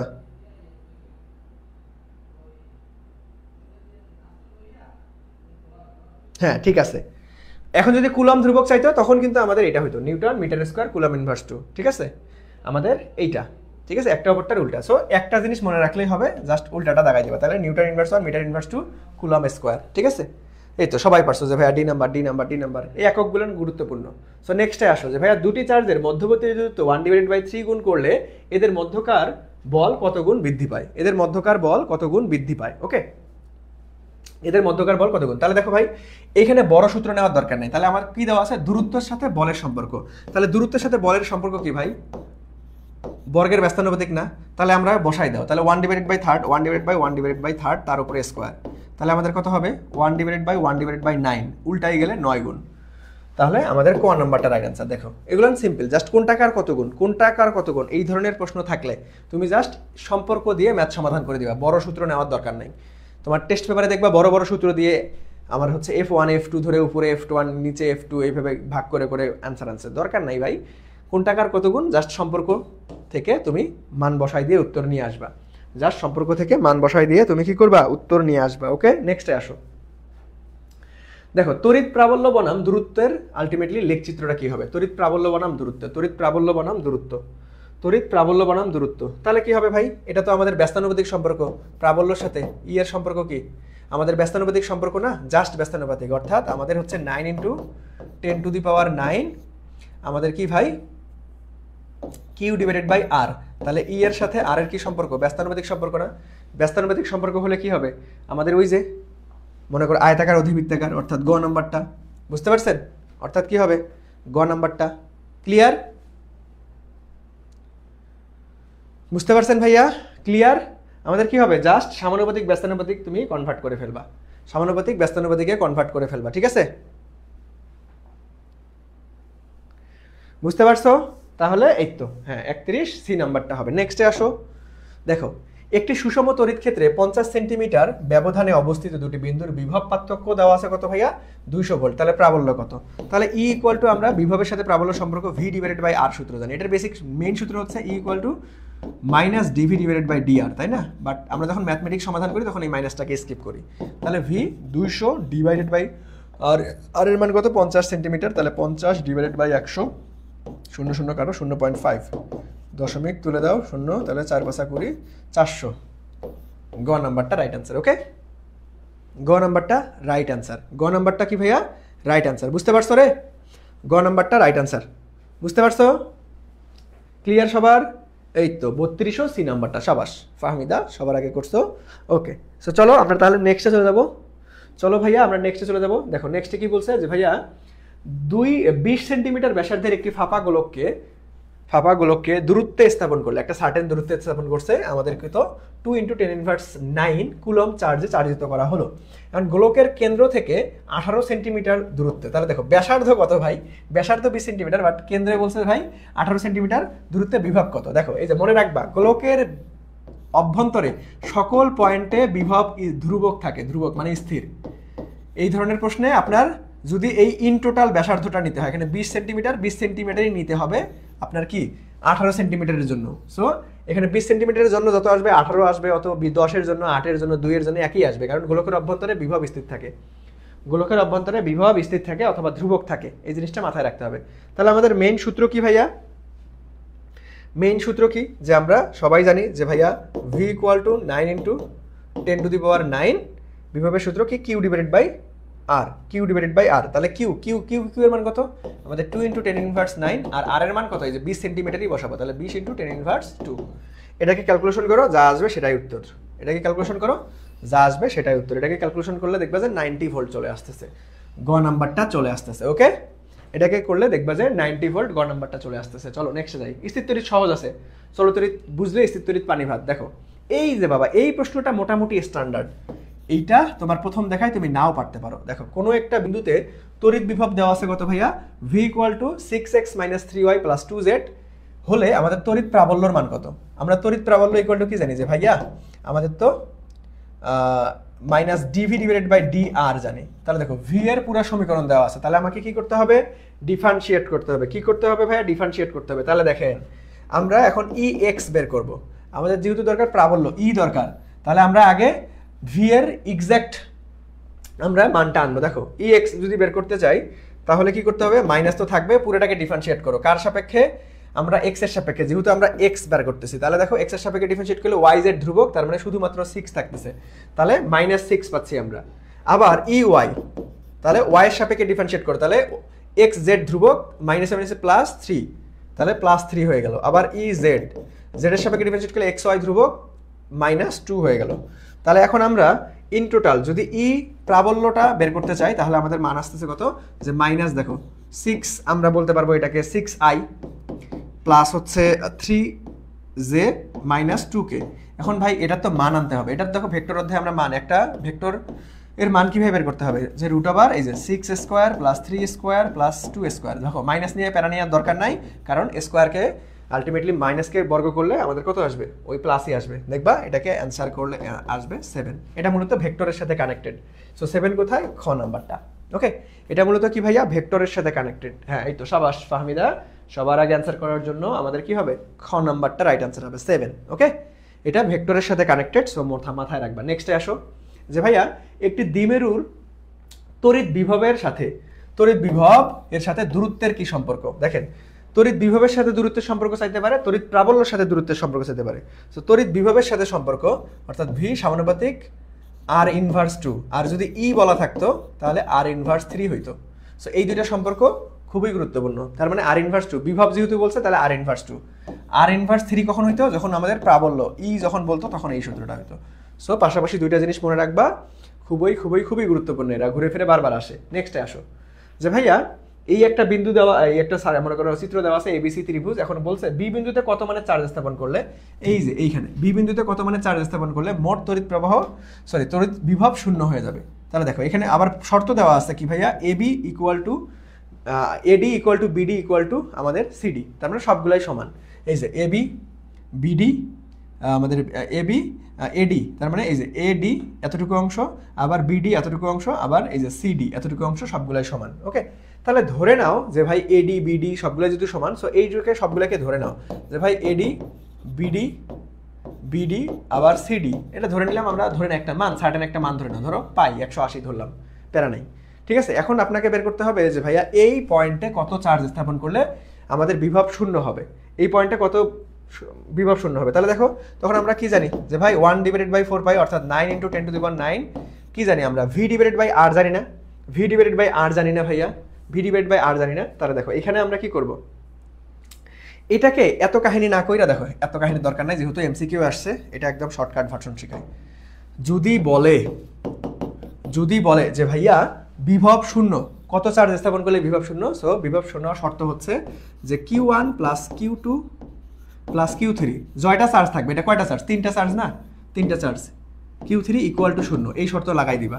এখন এখানে চিহ্ন খেয়াল রাখতে হবে, তাহলে q1 যদি ধরো এটা, তাহলে 4.8, আবার q2 কত ভাইয়া মাইনাস, তাহলে এখানে মাইনাস দিতে হবে আপনাকে, যে ভাইয়া 1.6 আবার প্লাস q3 = 0।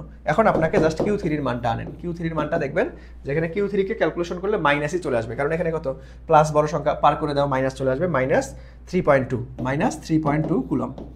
ঠিক আছে, -3.2 কোথায় আছে, এই যে। আবার কেউ খুশির ঠেলায় ঘ নাম্বার দাগাই দিও না, এটা একদম শর্টকাট, যে সবগুলা চার্জ ইকুয়াল টু 0 ধরবা, তারপরে চিহ্ন অনুযায়ী চার্জ বসাই দিবা। যেটা মিসিং দেখো এখানে বি পয়েন্টটা মিসিং, অর্থাৎ আমাদের q3 মিসিং, q3 এর মান বের করছি। ওকে, বুঝতে পারছো ভাইয়া?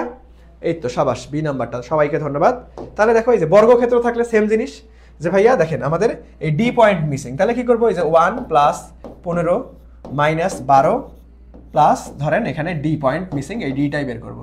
এখানে ডি ক্যালকুলেশন করে যা আসবে সেটাই মূলত উত্তর। ওকে, এখানে ডি ক্যালকুলেশন করে দেখবেন যে -13 চলে আসবে। খ নাম্বারটা আমাদের উত্তর চলে আসবে। ওকে, সেম জিনিস ভাই।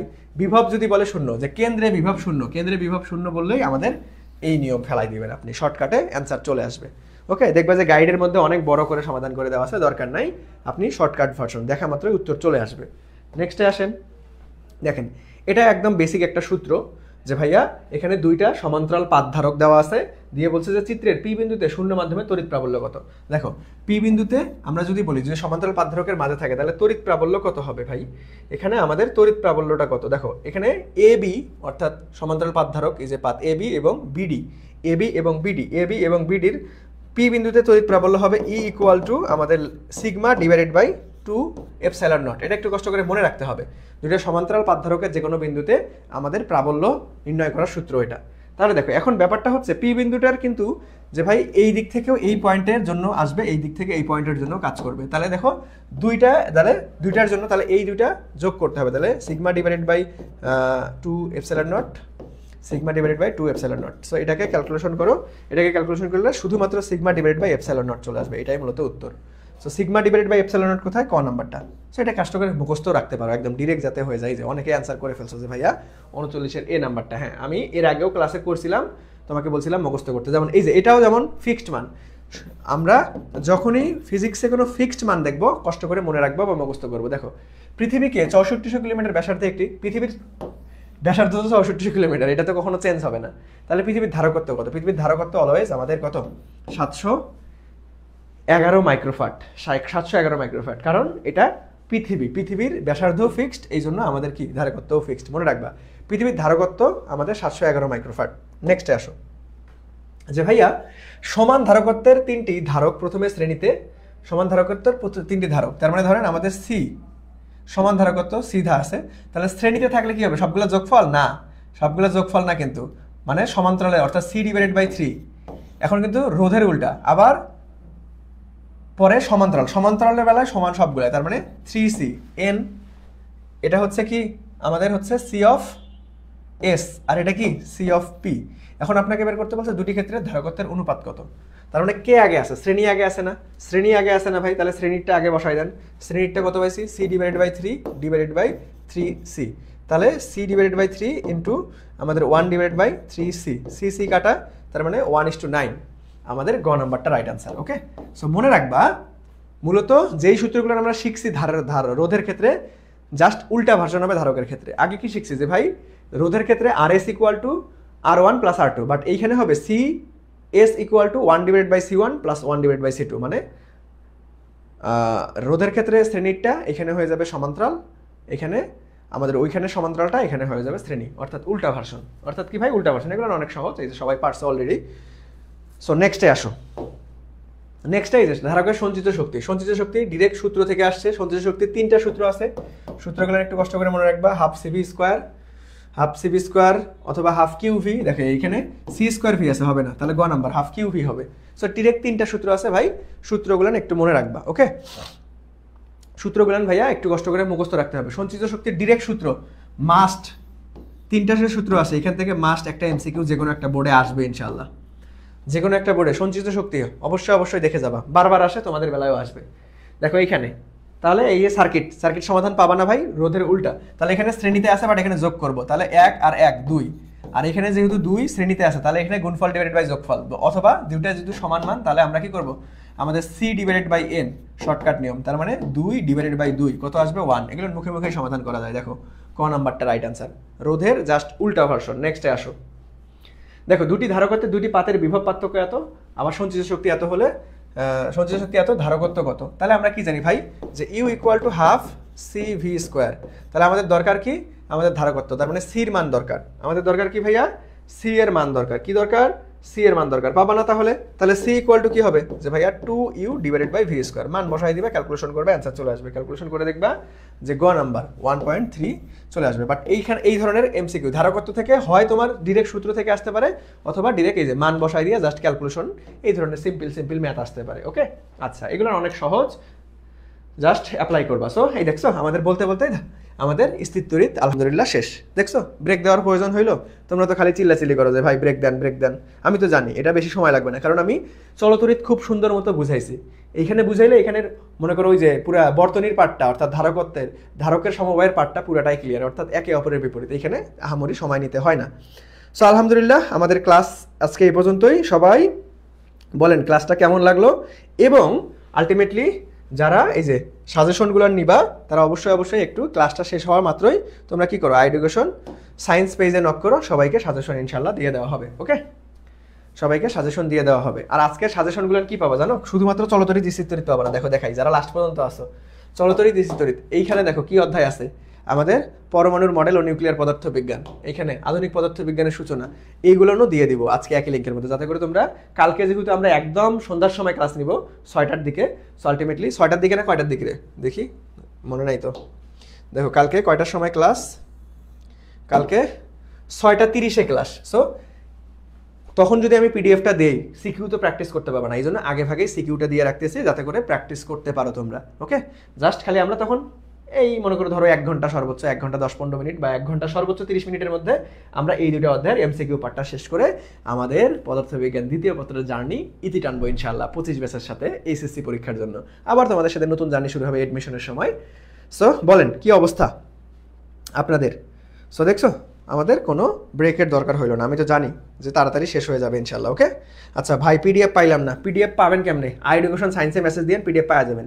আমি তো ক্লাসই শেষ করি নাই, পিডিএফ পাবা কেমনে? একটু তো ধৈর্য ধরো, পিডিএফ পাবা ইনশাল্লাহ। ঠিক আছে, এরে বাপরে শুধু 6টা এমসিকিউ হয়েছে, আল্লাহ এত খারাপ করো কেমনে রে তোমরা? দেখো মানে থিওরি টাইপই তো অন্তত মনে করো 7-8টার মতো থাকে, 6টা-7টার মতো থাকে, আবার ছোট ছোট ক্যালকুলেশন থাকে। সো একটু কেয়ারফুল থাকতে হবে রে। যদি আমার ক্লাসও করো তবুও তো 50% প্রশ্নের উত্তর তুমি হুবহু পাওয়া, 50% প্রশ্ন একদম চোখ বন্ধ করে অ্যান্সার করতে পারবা, তবুও এত খারাপ হয় কেন বলেন তো?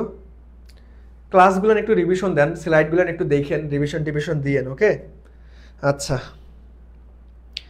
আচ্ছা, অনেক বড় একটা কমেন্ট করছো যে ভাইয়া আপনাদের অনেক করছেন, আমাদের কৃতজ্ঞতা। ওকে ওকে, আপনাদের প্রতিও আমরা কৃতজ্ঞ, আপনারাও তো কষ্ট করে ক্লাসগুলো করেন। ঠিক আছে, আমরা কষ্ট করে ক্লাস করাই, আপনারাও কষ্ট করে ক্লাস করেন। সো আমাদের সবারই কন্ট্রিবিউশন আছে ক্লাসের পিছনে। ওকে, আপনাদের আলটিমেটলি আমাদের এই কষ্টগুলো সার্থক হবে, আলটিমেটলি আপনাদের একটা ভালো রেজাল্ট যখন আসবে ইনশাল্লাহ। আর আমি আশাবাদী সবাই ভালো করবা। ওকে, সো আমি আর সময় নষ্ট না করি, ওকে আমি আর সময় নষ্ট না করি।